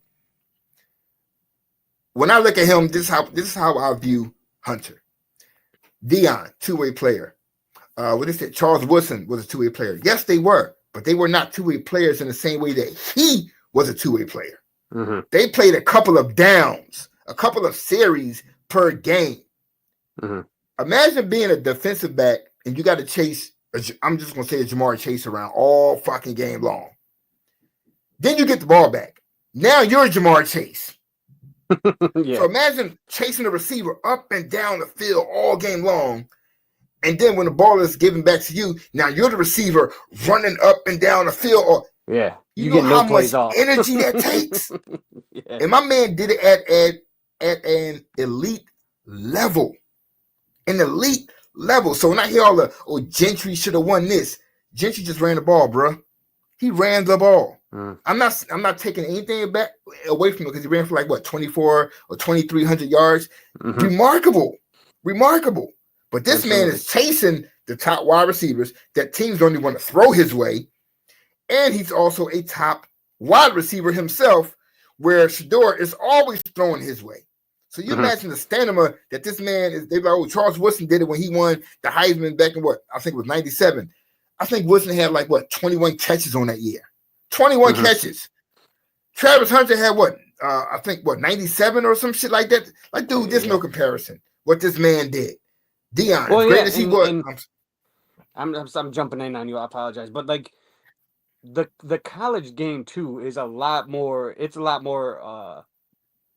It's a lot more high scoring games too. So there's a lot more activity on the field. Like he's running up and down that damn field. You can't. I can't look at him the same way I could look at another college player, man. If he was just a receiver, that's something different.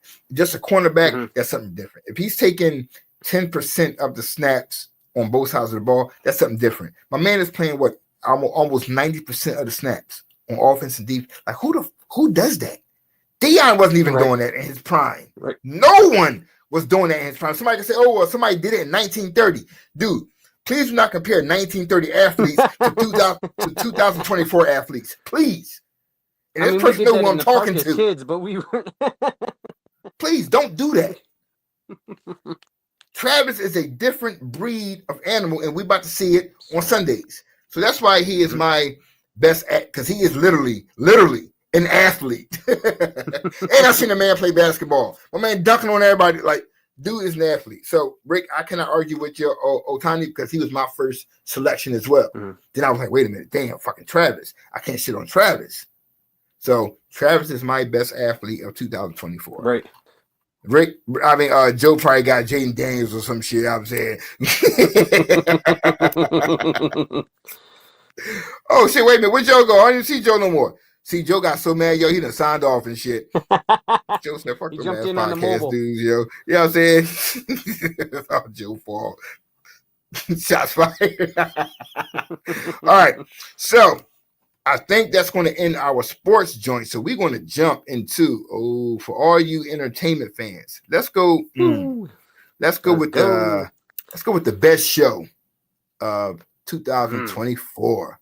Rick, who you got up there for your best show?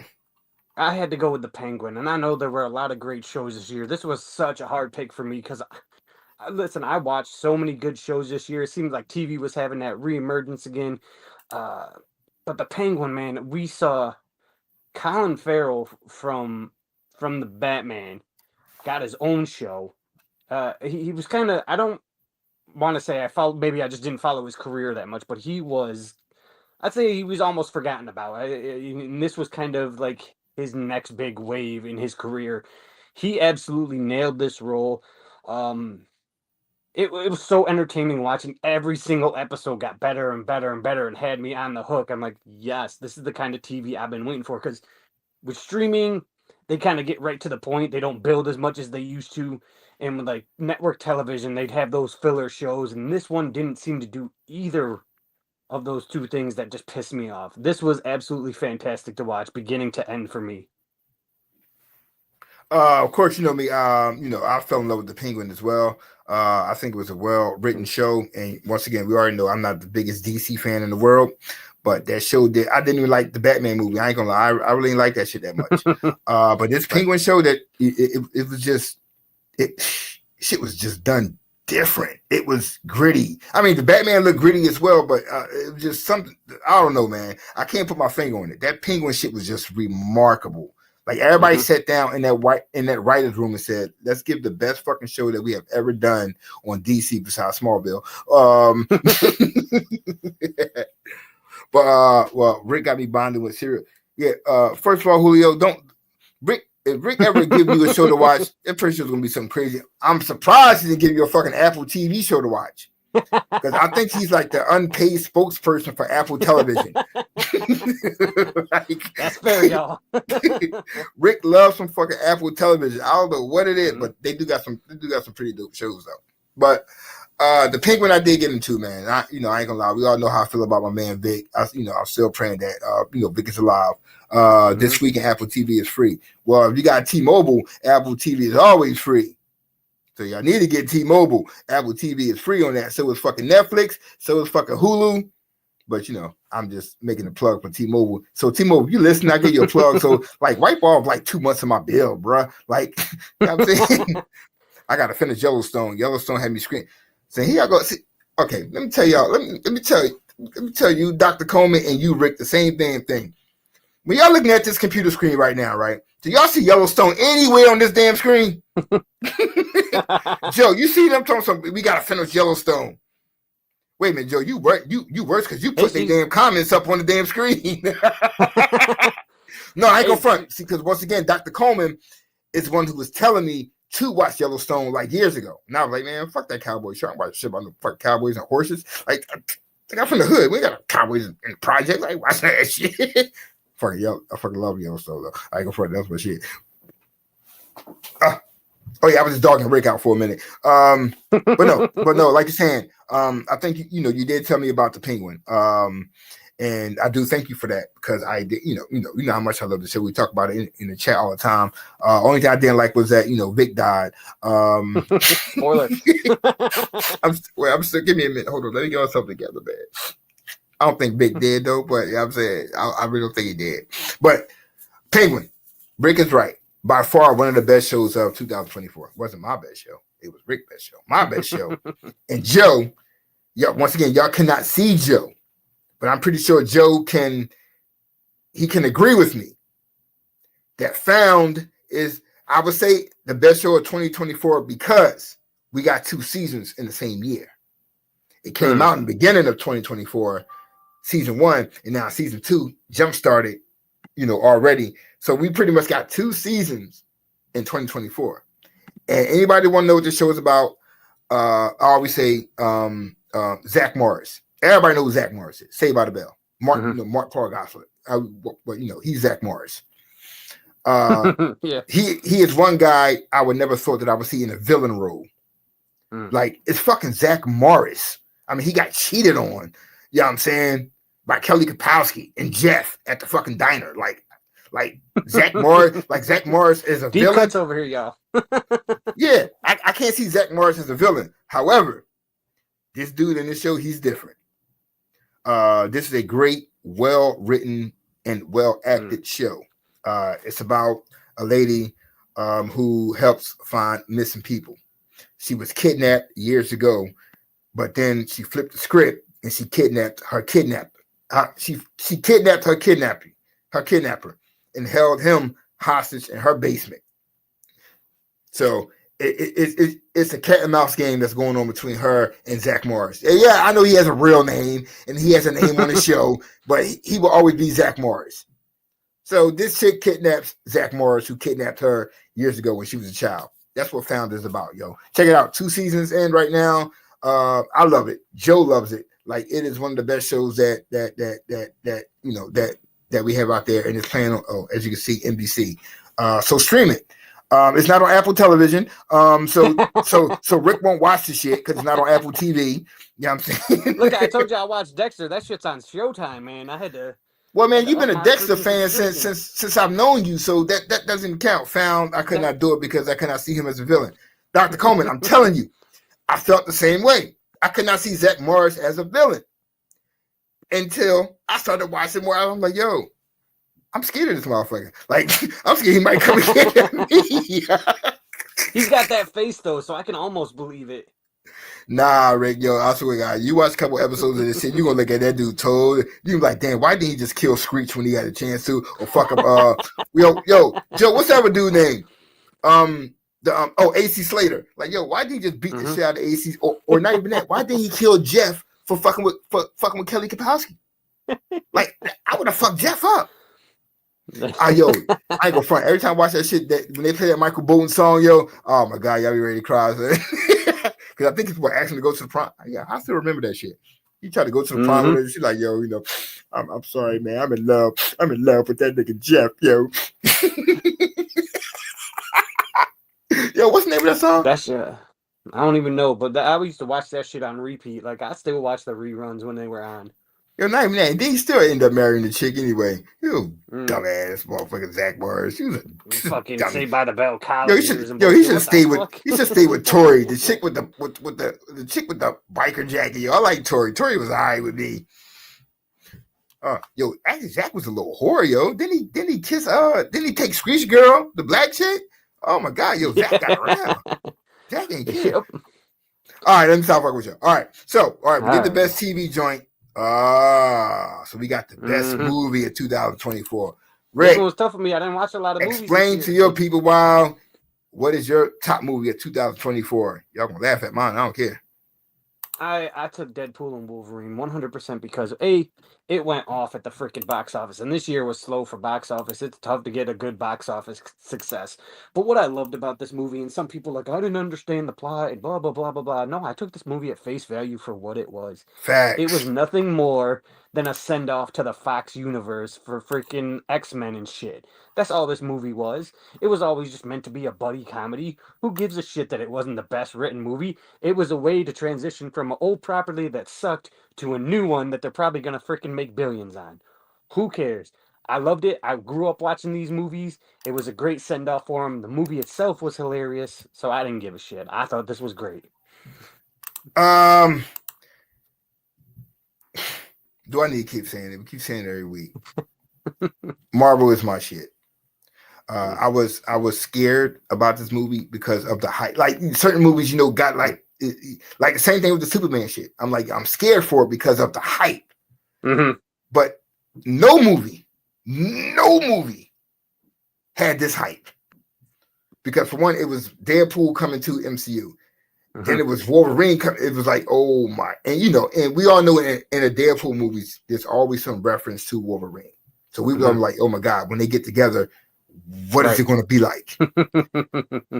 We can sit here and speculate and say, you know what? I saw this coming. I did not see this shit coming. This shit. I mean, we already knew Deadpool is dumb funny. Fucking comedian as it is. But everything. I mean, it was the jokes. It's not just the funny lines. It was the fact that they was taking shots at MCU. They was taking shots at Fox. They didn't give a fuck who they was taking shots at. And they didn't dumb it down with a PG rating. Like they just went off. Yeah, I think that was like Marvel's or Disney first R-rated movie, right? And I mean, from the moment that it came on, they were slicing necks open. I was like, okay, this is different. Blood everywhere. I'm like, yo, okay, they really not bullshitting about this. Yeah, they were celebrating that hard R rating. So you know what? I'm with you because like Rick saying, this was not a movie about a plot. This was not a movie about, oh my God, let's get an Oscar for the screenplay. Nigga, this was Deadpool. This was vintage Deadpool. All the way. And it was everything that we thought. Like, if you did not watch this movie, you did not laugh, something wrong with you. Yeah. You was dropped on your head as a baby. Plain and simple. This was I dig it. For me, y'all can laugh at me all fucking want. I don't care. Mm-hmm. I don't care. My best movie was Transformers 1. It took me a while to watch the movie because I just been letting it build up. And one day I sat in the house and I was like, yo, let me turn it on. Because I love a good origin movie. Yep. We all grew up with Transformers. We all know that Megatron and Optimus Prime hated each other. However, in this movie, they was homeboys. Like they was best friends growing up. They was like they was cool as fuck. The jokes that they had with each other was remarkable, but they also show what split them down the middle. What made Megatron become Megatron and what made Optimus Prime become Optimus Prime. There was no transformer in this movie. I don't think one person fucking transformed in this movie because they didn't have the cog. So, for anyone who didn't see the movie, no, Prime being the truck and Megatron being a gun. I think at the end, Megatron transformed to a gun. But what I loved about it was different than what we watched growing up and what we watch even to this day with the movies, with the Michael Bay movies. These were two homeboys and all they did was crack jokes on each other. Go ahead. That's one of the things that I love, and that's where movies will hit that stride for me and will be considered one of my top of that year. If you could take a movie and be outside of what it normally is and still make it a great movie, that's saying a lot. Like you're gonna tell me you watched a Transformers movie, it's right in the freaking name. You watched a Transformers movie, not a single one of them transformed. Like that's pretty much the main draw of these characters, and you still made it an entertaining movie. That says a lot. Yeah, I loved it, and they brought in some characters that we remember, but they were a little different than what we remember them. But you saw what they were doing. I thought it was a good take on it. Like the reason I love Smallville because I think me and Rick were talking about that earlier. I think a week ago in the chat was that there would never be another Lex Luthor like there was on Smallville, or their bond, or their hatred for one another. Because in Smallville, they were homies. They were cool since they were little kids. So you can see the Lex and the Clark hate grow. It's not like the movies where he's just a villain and he's a fucking superhero and they just hate each other just because. Smallville, it was like, yo, we're friends. Then we're enemies. Then we're back friends. Now we're fucking mortal enemies. That's why I love Smallville so much. And that's what Transformers 1 was. It was a relationship between Prime and Megatron that they were cool, and then by the end of the movie, they just fucking Megatron just hated Prime and shit. But he had a good reason. He had a damn good reason. That's another applaud to the writers, because at the end of the day, coming up with an origin story for characters that we've known for so long is so tough. Because you see the toxic fans out there. You watch Star Wars. You've seen the Marvel movies. If you deviate even a little bit from what people are used to, man, they tweak out. They are some they some hurt feelings creatures, yo. But those are our two movies of the year. Next up, which one do I want to do first? Shit. All right, let's do song of the year. Rick, you gotta explain this because I have no idea what the fuck this is, bro. I ain't gonna lie to you. This dude is I mean, you heard this song. I can't fucking describe this song, but it was everywhere, and we can't play it because we'll get kicked off of Facebook again. But we already kicked off. This song went from, I gotta say, this song went from being like a TikTok trend to this dude played, I'm pretty sure he played the halftime show on Thanksgiving, right? So this dude went from, just being a 5-minute, a song that everybody was just kind of catchy as one of those earworms that, people just sing along with to being on the big stage of an NFL halftime show. So, I think he had a great year in terms of a small artist getting to the stage of mainstream. This song was everywhere. Every time I turned on TikTok, someone else was dancing to this damn song. I'm just like, I'm trying to look up a recipe for some food. Can y'all get this off my anyway? But this song is was everywhere, and I know I see your song choice of the year, and yeah, that was everywhere. But me personally, I wasn't on board with that song. I wasn't a huge fan of that song.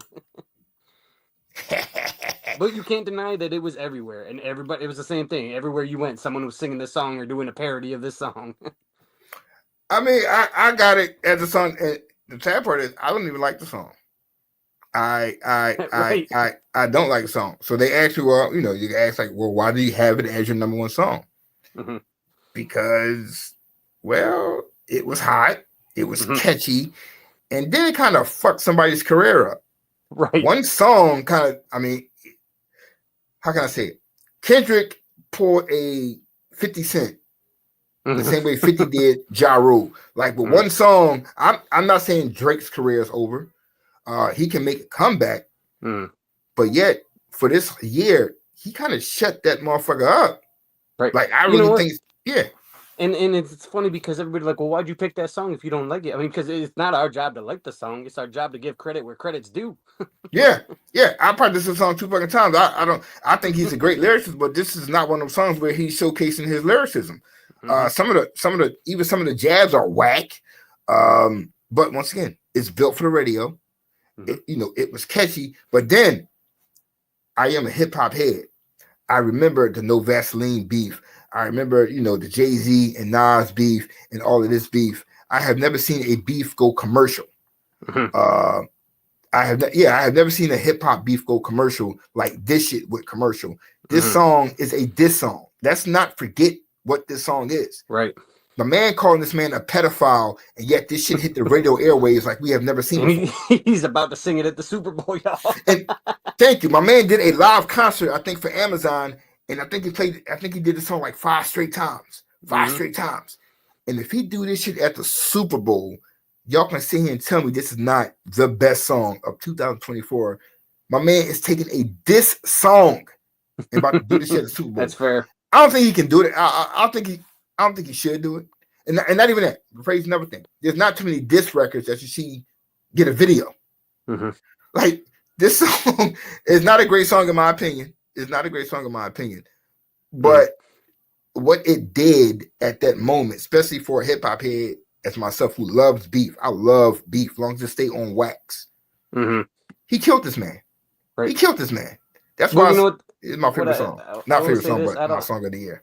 I don't think he plays it at the Super Bowl because you got to think the Super Bowl is a they don't even play whole songs. They put like 45 seconds of a song. You know what I mean? He gonna do something. Somehow this song is gonna sneak in there, or even if you just play the beat, somehow this song is gonna sneak in that damn performance. Yo, I started off with it.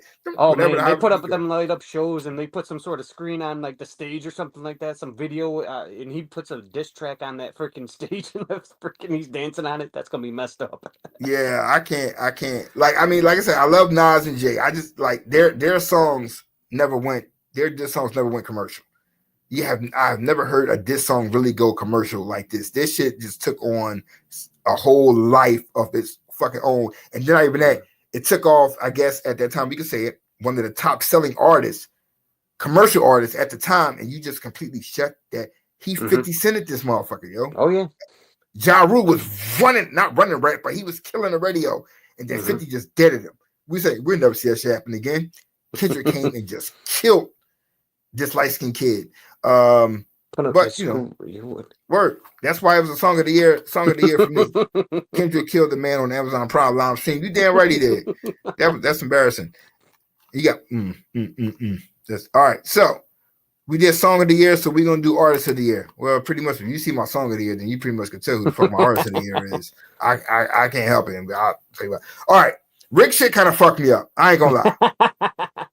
So Rick, you gotta explain to me how the hell you got Taylor Swift up there as your artist of the year. I don't know shit. I don't even know shit about Taylor Swift. I can't even say that I'm a Taylor Swift fan. It's like I don't listen to her music like that. I thought she was better as a country music singer, and that's just me. I don't know her career that well, but I know she had one of the biggest tours in history wrap up this year. I know she's a billionaire. I know that she was everywhere. She's in the NFL. She was way too involved in people caring what her choice for fucking president was. She has a hold on a whole generation of fans that like nobody else has had in so long. And I don't understand it. Yeah, I don't understand it. But people love her. I have to give credit where credit's due. Like I said, I don't have to like the person. I have to give credit where it's due. That's part of what we do. Um, and she just like, and she has one of the biggest tours. Like, she made so much freaking money this year. Like, I don't understand where that fandom just like dials in, and they will defend her to the death. And I don't get it. I could say it a million times, but she's there's not many people doing it the way she's doing it. And she's been doing it for a long ass time at that. Right. I mean, it ain't like she just popped out of nowhere and was like, hey, you know, I'm about to rise to stardom. She's been doing this for years. I got Kendrick. Once again, that song, I'm not saying Kendrick didn't come out of nowhere. Kendrick has been around for, you know, a considerable amount of time.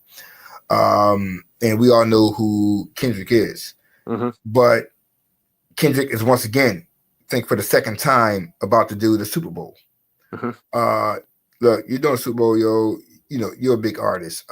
His name is ringing bells everywhere. And for me, once again, you just crushed Drake. I'm not a Drake fan. So this is also kind of personal. I don't like the motherfucker. I've never did like Drake. I think he's a candy. Look, don't even get me started.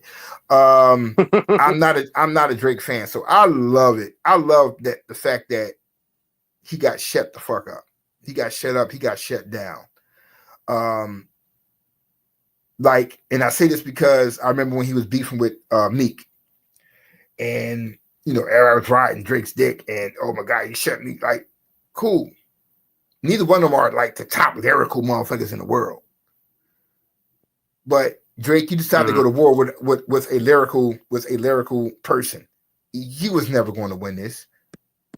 But what Kendrick is doing, I mean, Kendrick has dropped, I think, 2 albums since then? I mean, another album since this whole beef shit started. Like, he's taken, it's not 15 minutes of fame. I don't want to call it that. He's taking a wave that he's on right now, and he's riding it. He's riding that shit, once again, like 50 did. He's riding that wave. That's what you do as an artist. Taylor Swift, genius. The NFL, whatever you want to blame it on. You want to blame it on Taylor? You want to say the NFL is responsible for Swifties? Say what you want to say. Her team in the NFL is riding her wave. Smart marketing. I love smart marketing as a businessman. Smart fucking marketing. Kendrick Lamar is doing smart fucking marketing. These young kids out here on YouTube and all this shit, they're not doing smart marketing. Kendrick is doing smart fucking marketing. Well, that's it's kind of the generation where we're in, where everybody wants to create this brand, but they're creating a brand of 15 minutes of fame, dude. They're not creating longevity in this. They don't know what that shit is, right? They have no idea what longevity is. They can't even spell longevity. Fucking buttholes. But that is our artist of the year. Now we're going to get to the little bit of the controversy shit. And yeah. All right. So I don't even know which one to jump with right here. Okay, so we did the music. Now, when I say by this, oh god, as soon as I put this picture up, I don't want to hear no shit from nobody. I'm sorry, but boom. Who is my biggest winner of 2024? Oh, god damn it. Rick, we know who you got. Explain who you got. I got the 2 leads in the Penguin. Colin Farrell again, but was, I think, for a lot of people, unless you were a diehard fan, kind of faded into obscurity. And then the girl, I don't know how to pronounce her last name. I'll probably butcher it, but she was the mom in How I Met Your Mother. She had some other kind of small roles. I think her role in the Penguin solidified her as a serious force in the acting industry. I think she can pretty much land any role she wants right now. I thought this show was huge for her to show her range and kind of show her just how good of an actress she is. So I think she really put her name out there and put some great scenes on film for you know, the potential directors to hire her in the future. These guys had one of the best shows of the year, and they did so with such ease, and they captivated you, and you almost found yourself rooting for a villain. You know what I mean? So it was just great writing, great acting, and fantastic. I think that, you know, kind of brings them back into the big stage. Hey, of course, I love this show. I'm with you on that one. Yes, my biggest winner, y'all can say what y'all want, I don't give a fuck. It is Donald Trump. I don't give a fuck. Look, I remember for me, it was hard to find a job as a fucking felon. My man got 36 counts of fucking felony charges, and yet somehow he's still the president of the fucking United States. You can't tell me that's not a fucking winning move right there. I don't know what to call it. The man get fake shot. Now he's still the president of the United States. Not even that. He won it again. I don't like them. I'm not saying I don't. You know what I'm saying? I'm not saying I hate the motherfucker, whatever the case may be. But I gotta recognize his game. Right. I do have to recognize his game. Went bankrupt a couple of times, but still, in my opinion, one of the smartest businessmen that we have ever come across in our lifetime. I still remember Trump from the Trump plazas and everything in the fighting ring, everything that Trump did, the TV shows. A genius man. He just a dickhead at times. But yet, this man has won the presidency again. Yeah, against all odds, unfortunately. So whether I like him or whether you like him or anybody else likes him or not, to me, he is the biggest winner because this man is, as much as we hate to say it, he is leading the greatest country again. He is a fucking winner. We don't have to like him. I don't. You know what I'm saying? I don't like the Dodgers, but I gotta respect them winning a fucking World Series. I don't like the Boston Celtics, but I gotta respect them winning an NBA championship. So I gotta sit back and I gotta tip my hat to this little crazy old ass motherfucker. He's about 100 years old, and yet he's our fucking president. He's our fucking president. The worst fucking spray tan you'll ever see, but word. Wow, he said the wildest shit. Now I give it to you. If you want a good laugh, just watch one of his press conferences and shit. Dude is a straight comedian. He is just pure funny. Dude is straight New York all the way long. But he's just mad funny. But I do got to tip my hat to him because I didn't see him winning this shit. I did not see him beating Harris. He not only beat her, he smoked her. So he is the biggest winner of 2024. Whether or not I agree with it, I can only call the facts. He is the biggest winner. Dude is running our country again. You do that, you're a fucking winner to me. I would love to run our fucking country. Fucking pre-prostitution and not me, man. Everything. I'll run a shit. Boy, I'll run a shit. I don't even like to be in charge at work, man. Shit. I admire that one. All right, so we did the biggest winner. Let's do because we run out of time, our biggest loser of 2024. Yes, I know y'all looking at my shit like, what the fuck is he talking about? And we know what Rick talking about. Rick, explain yours. We already explained this one. I don't got to get into this one. So Mark posed this question, and we said, we kind of had this debate back and forth, the biggest loser and what the next category will be. Yeah. It was so hard to pick because leave me alone, Joe. There was a qualifier for this one, so we really had to get creative. But I think the biggest loser of 2024 had to be Drake because Mark said it. He was one of the best-selling hip-hop artists who, your career came to a screeching halt. And, and it's not even the fact that you got dished and you lost the dish. You had no comeback. You just kind of let that shit happen. It just kind of blew up, and you didn't even make an attempt to put something out. Bro, now you're trying to sue him? What is going on? You're done. I don't understand.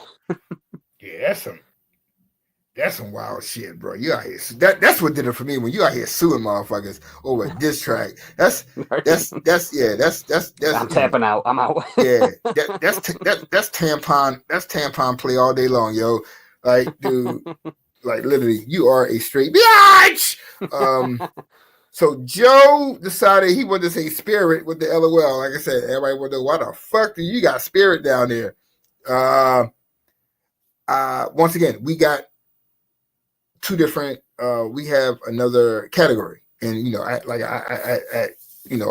asked Rick, there was a difference for me in the biggest loser and the biggest downfall, or whatever the case may be. Losing is something that pretty much you can doing yourself or whatever the case may be.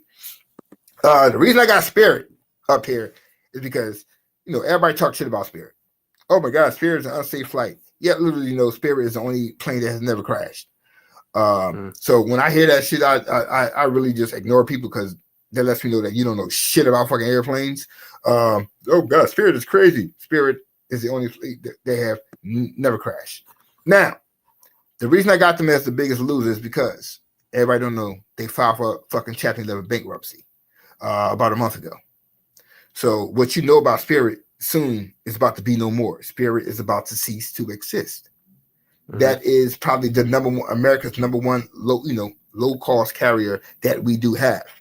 Whether or not people want to dog it out because of whatever issues with fucking their staff or whatever, that is a company that the people who don't have the funds to fly American or Delta would travel with because they offer great perks, cheap flights.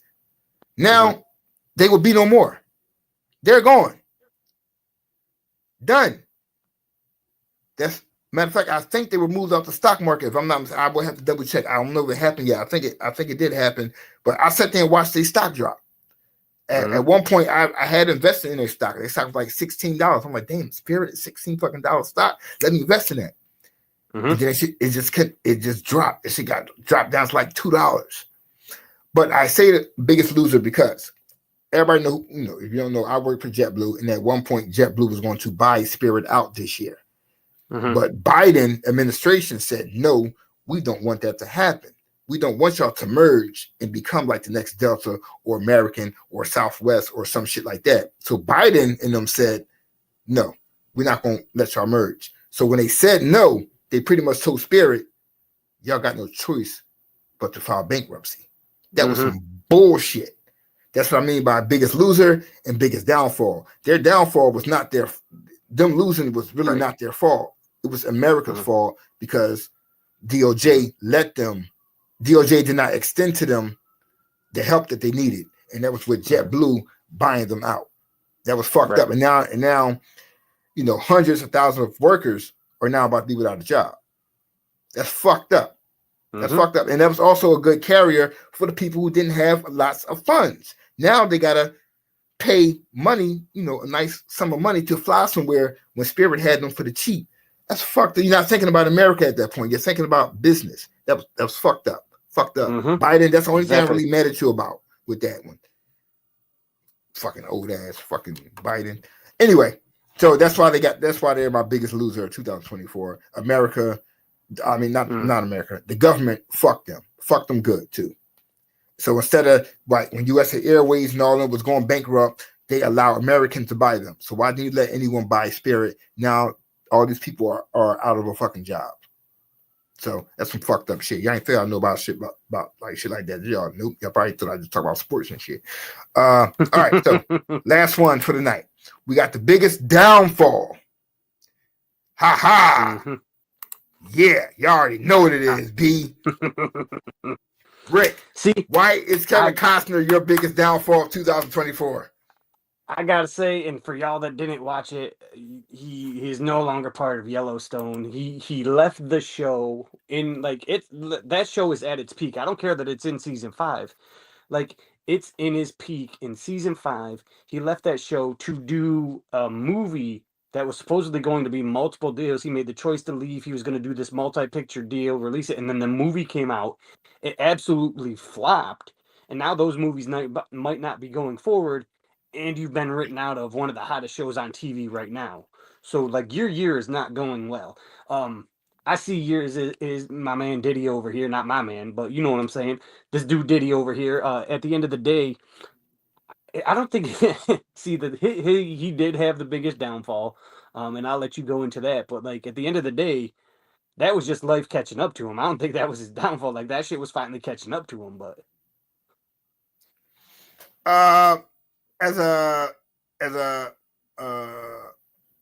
Yellowstone fan, I think the best thing that happened to that show was Kevin Costner dying on the show. It opened up more room for the other characters. I think it made the show better because the end of the season 5 was about the revenge, which if he was alive, it wouldn't have been the same. So him and Taylor Sheridan, they had their beef. Kevin Costner is Kevin Costner. He's an old school actor. He's been in the game longer than fucking Taylor Sheridan. So their beef is their beef. So I'm glad he was written out because it made the show fucking better. But yeah, that is great. That is a downfall because that show was built around him. You know what I'm saying? At the end of the fucking day. Yes, the Diddy shit, I say my biggest downfall of 2024 because in Diddy's mind, he was getting away with all this shit. Speculation and rumors started floating, but it really caught wind when the video came out of him whooping that young lady's ass in the hallway. And what gets me with some people is that the fact that Diddy, you knew that video existed. So you knew that you did what you said you didn't do. You just didn't think we were going to see the fucking video. Yeah. The baby lotion shit, the baby oil shit, like I'm be real with you on that one. Yo, freak off parties, it is what it is. Like motherfucker, who ain't been like I'm saying, who ain't done some freaky? You ain't done some freaky shit in your life, yo. You ain't lived. Like I can, we all know what was going on. I mean, Club 54 back here in New York, back in the days, it was nothing but fucking coke and prostitution. Fucking Vegas, legal prostitution.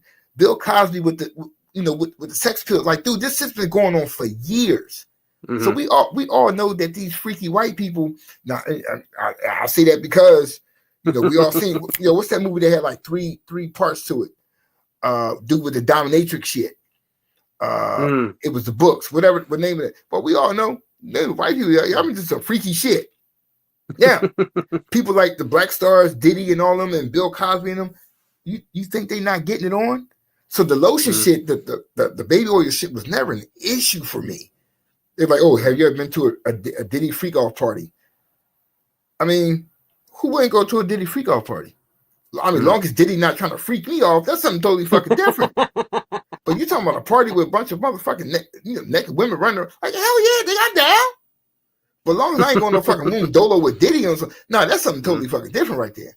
Right. But they not, that's they blaming this man for like, sex trafficking. And this where shit gets a little wild. That's like me calling a female up, like, hey, let me fly you out to New York. And yes, we're gonna have some sex. So I'm sex trafficking now? Like, pretty much that's what you're saying. Oh, he's paying for these women coming over here. That, dude, what entertainer don't do that? I believe that was not Biden. No, that was the Biden administration. I don't care, Dr. Coleman. Now, Diddy, like you're saying, everything was catching up with Diddy, and as well as this should have caught up with Diddy. I'm not mad at him about his freak off parties. I don't give a fuck what happened at your fucking parties. I've been to an orgy before. Yeah. Well, here's the thing, and the only reason I don't think he had he said boo. The biggest downfall for him is because, like, what was he? I mean, he's still a millionaire. He's still, got a million things. But like, what has he done lately that would qualify as a downfall? Like, he kind of faded into obscurity until this shit all happened. Nah, you look at one of my favorite podcasts is Drink Champs. I want to say that's not his shit per se, but he also sponsors that. Diddy had his own not TV network or whatever you want to call that shit, Revolt Television. Diddy was doing so much shit behind the scenes. It wasn't like the Bad Boy shit where he was always in front of the camera. He was more behind the scenes now with the with the Ciroc vodka and all the other shit. He was doing so much other shit, and then you lost all of that. Yep. So that's what I mean by his biggest downfall is that everything is gone now. Everything is toasted now. All your secrets is now coming to the light. So once again, we spoke about it earlier in the season. Now we questioning what did you have to do with Diddy and Pac? Because remember the other guy came and said, Puff kind of paid me. So now all your dirt is coming out to the motherfucking light now. That's what contributes to his downfall, because what was hidden is now coming to the motherfucking light.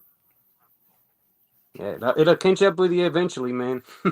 Hell yeah. Now, like I said, mother would call right now, be like, yo, Mark, we in Miami party. I'm like, nigga, I come to your party.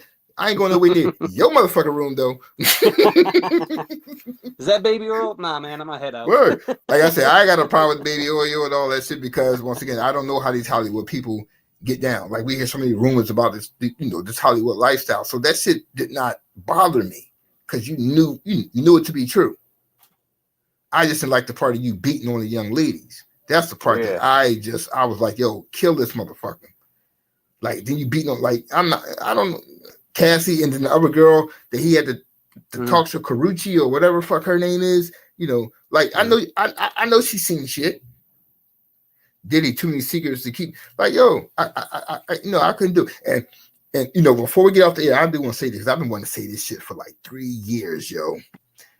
And I wanted to write an article on it so fucking bad. But I swear, if I write an article on this, they are going to ban Team MBS Media. There is some questionable lyrics and some of Biggie fucking songs. I've been listening to shit for years.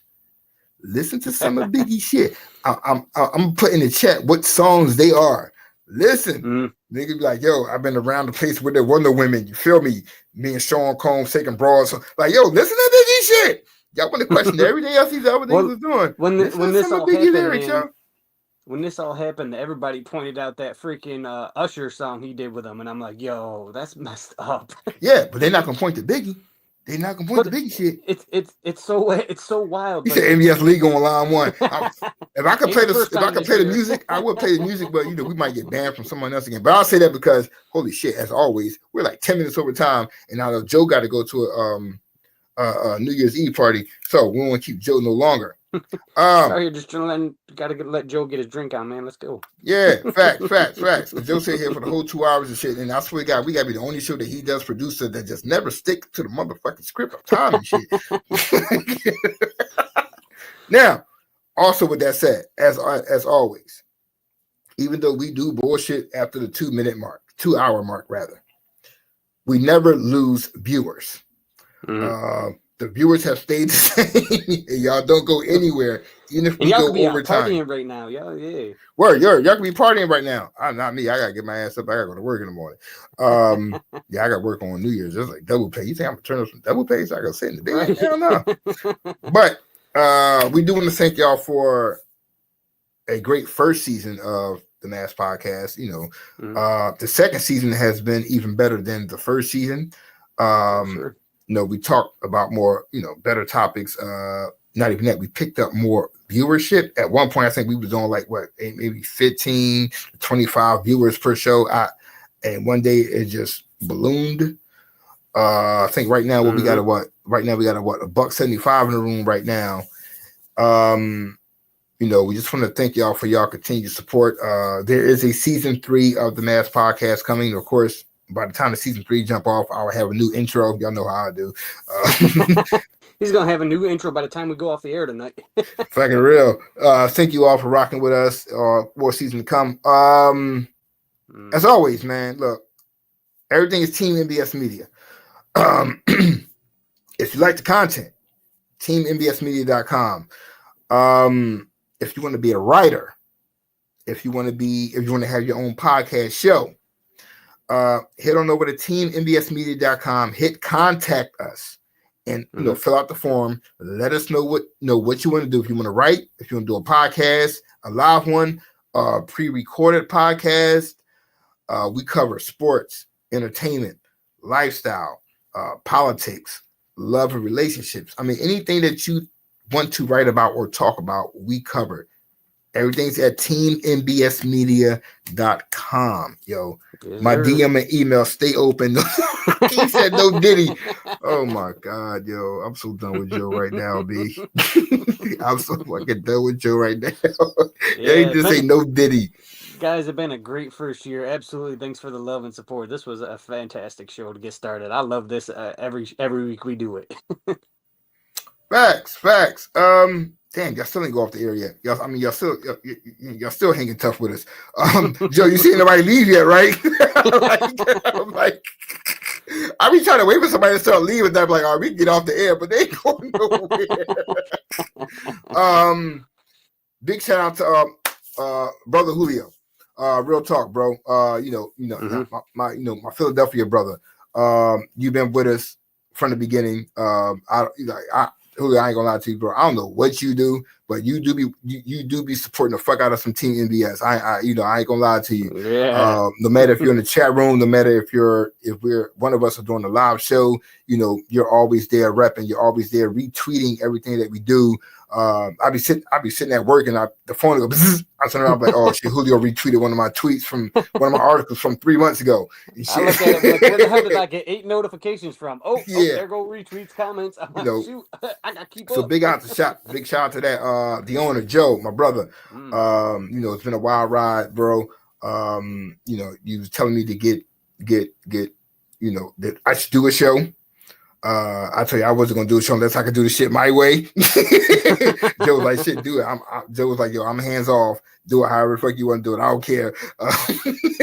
So Joe pretty much gave the green light to just be us. Mhm. Brought Rick into the fold. I didn't know how Rick was going to, if he wanted to, come on board.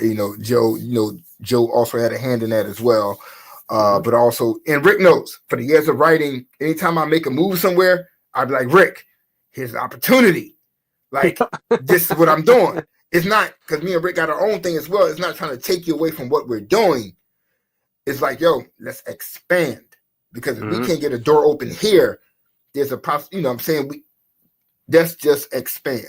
And I've known Joe for a nice while since we was dealing with that other site that's going to remain nameless. But if you're watching, bro, yeah. Anyway, what else? Yeah, you know how we do, yo. We like to ramble on. Oh, Dr. Coleman, you've been on the show a couple of times. Talk relationship shit. I mean, relationship. I curse a lot. And I'm Pansy. If you're listening, this is not me. This is Rick cursing. It just sounds like it's me. It's an AI, I promise you. Word. It's AI, Pansy. But Dr. Coleman, you're more than welcome to come back on the show. We can talk more family shit. I mean, more family stuff, kids and things of that nature. I think that is about it because I am hungry as fuck. I am thirsty as fuck. It's been 2 hours and 15 minutes. Brother, need some. I'm getting parched as shit. Let's say follow us on the socials, y'all, because we'll have a post when we're going live next. I think we got a little bit of time off here. Oh yeah. And Joe is ready to go. Joe done got out the motherfucking seat. Joe is like, yo, and I ain't gonna lie, I'm kind of talking more just to fuck with him because I know he got somewhere to be. I'm kind of being a dickhead right now just to fuck with him. But no, let me leave Joe alone, yo. Joe got somewhere to be. Once again, ain't nobody fucking leave yet, Joe. So what you want me to do, bro? Ain't nobody leave. Like nobody said I'm done with the show yet, so I'm gonna keep talking. There's still $1.78 in the room. What you want me to do? Cut them off? Oh shit! Oh damn! All right, but no. All right, so there won't be a show next week because this is the finale, of season 2. So we'll jump back in probably at the end of January, probably or whatever. I do want to travel down. I want to go see my granddaughter. Probably smack my kids around a couple of times. Come back on the show and talk about it. Facts. NBS League online. Every time I see some shit, I was just like NBS League. What the fuck? Yeah, I gotta watch myself. But other than that, man, Rick, personally, I do, I want to thank you as well. I'm always gonna stay on you about everything. About getting, about staying on top of things. You already know how I operate. Yes, sir. I want the best of Keeps everything. Keeps me motivated. I gotta appreciate it. I'm always gonna want the best of everything. So if you don't vibe with me, yes, I'm gonna be extra hard on you. I'm going to like, yo, let's get this in. Let's get this. Let's do this. Boom, boom, boom, boom, boom. Because if I don't, then Joe gonna be asking me what's going on. Then I gotta answer. Then I gotta answer to him. So I'm like, yo, you already know. I don't. There's no offense to nobody, court, nobody. Like I don't like nobody touching my articles. It's my work. That's my shit. Don't nobody know how to edit my shit. I would try to make Joe's in them job as less stressful as you ain't got to worry about my shit. I can handle my shit. Same thing I told him when you were writing, and I was like, I hit you up with like, yo, your articles, your feature pieces. Like, dude, did I not sit y'all down and teach y'all how to do this shit back in 2014? So when he was like, yo, Rick was not doing the images, I'm like, Rick know better than this. Rick know better than this because I sat here and walked Rick through all of this SEO shit, all this picture shit. I'm like, yo, let me talk to Rick. I'll get him on page. You know how to do all this shit because we do it for other people. Right. So anybody that I'm bringing in, I'm gonna bring you in on a level that I'm on to let them know, like, okay, Rick's about that business. Right. So Joe don't have to speak to me or you about anything crazy. Once again, y'all, I forgot for a minute there that we were fucking live.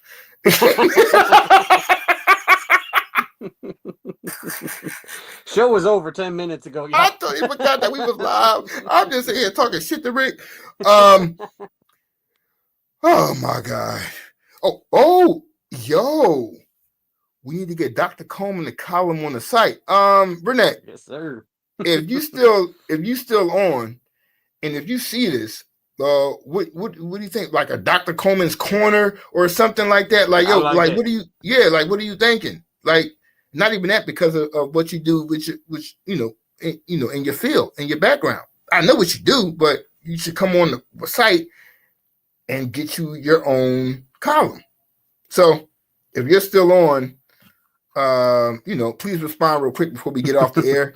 Once again, as I said, the number just went the fuck up, Joe. Like, Joe, what did you want me to do, bro? Like, I'm trying to get off the air, but they won't leave. I promise I get real boring after a little while, y'all. But no, real shit though. I am getting hungry. It is like 9:30. I got some bets in there probably ain't doing too good. That's probably why I'm still talking shit. You see this? There you go. Oh, y'all see my little grandbaby right there. Y'all see my grandbaby right there. Let's work. Anyone want to get busy in media game? Holler at Team MBS Media. Yeah, once again, teammbsmedia.com, man. If you want to join up, do some writing, do some podcasting and shit, please head on over to teammbsmedia.com. With that said, okay, Joe, this is the end.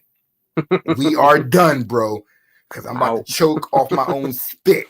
Because I need some soda or something, bro.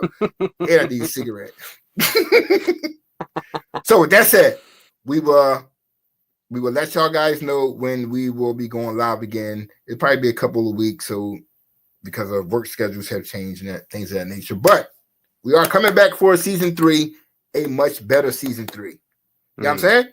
Real talk. So with that said, thanks for coming out. God bless. Good night. Peace.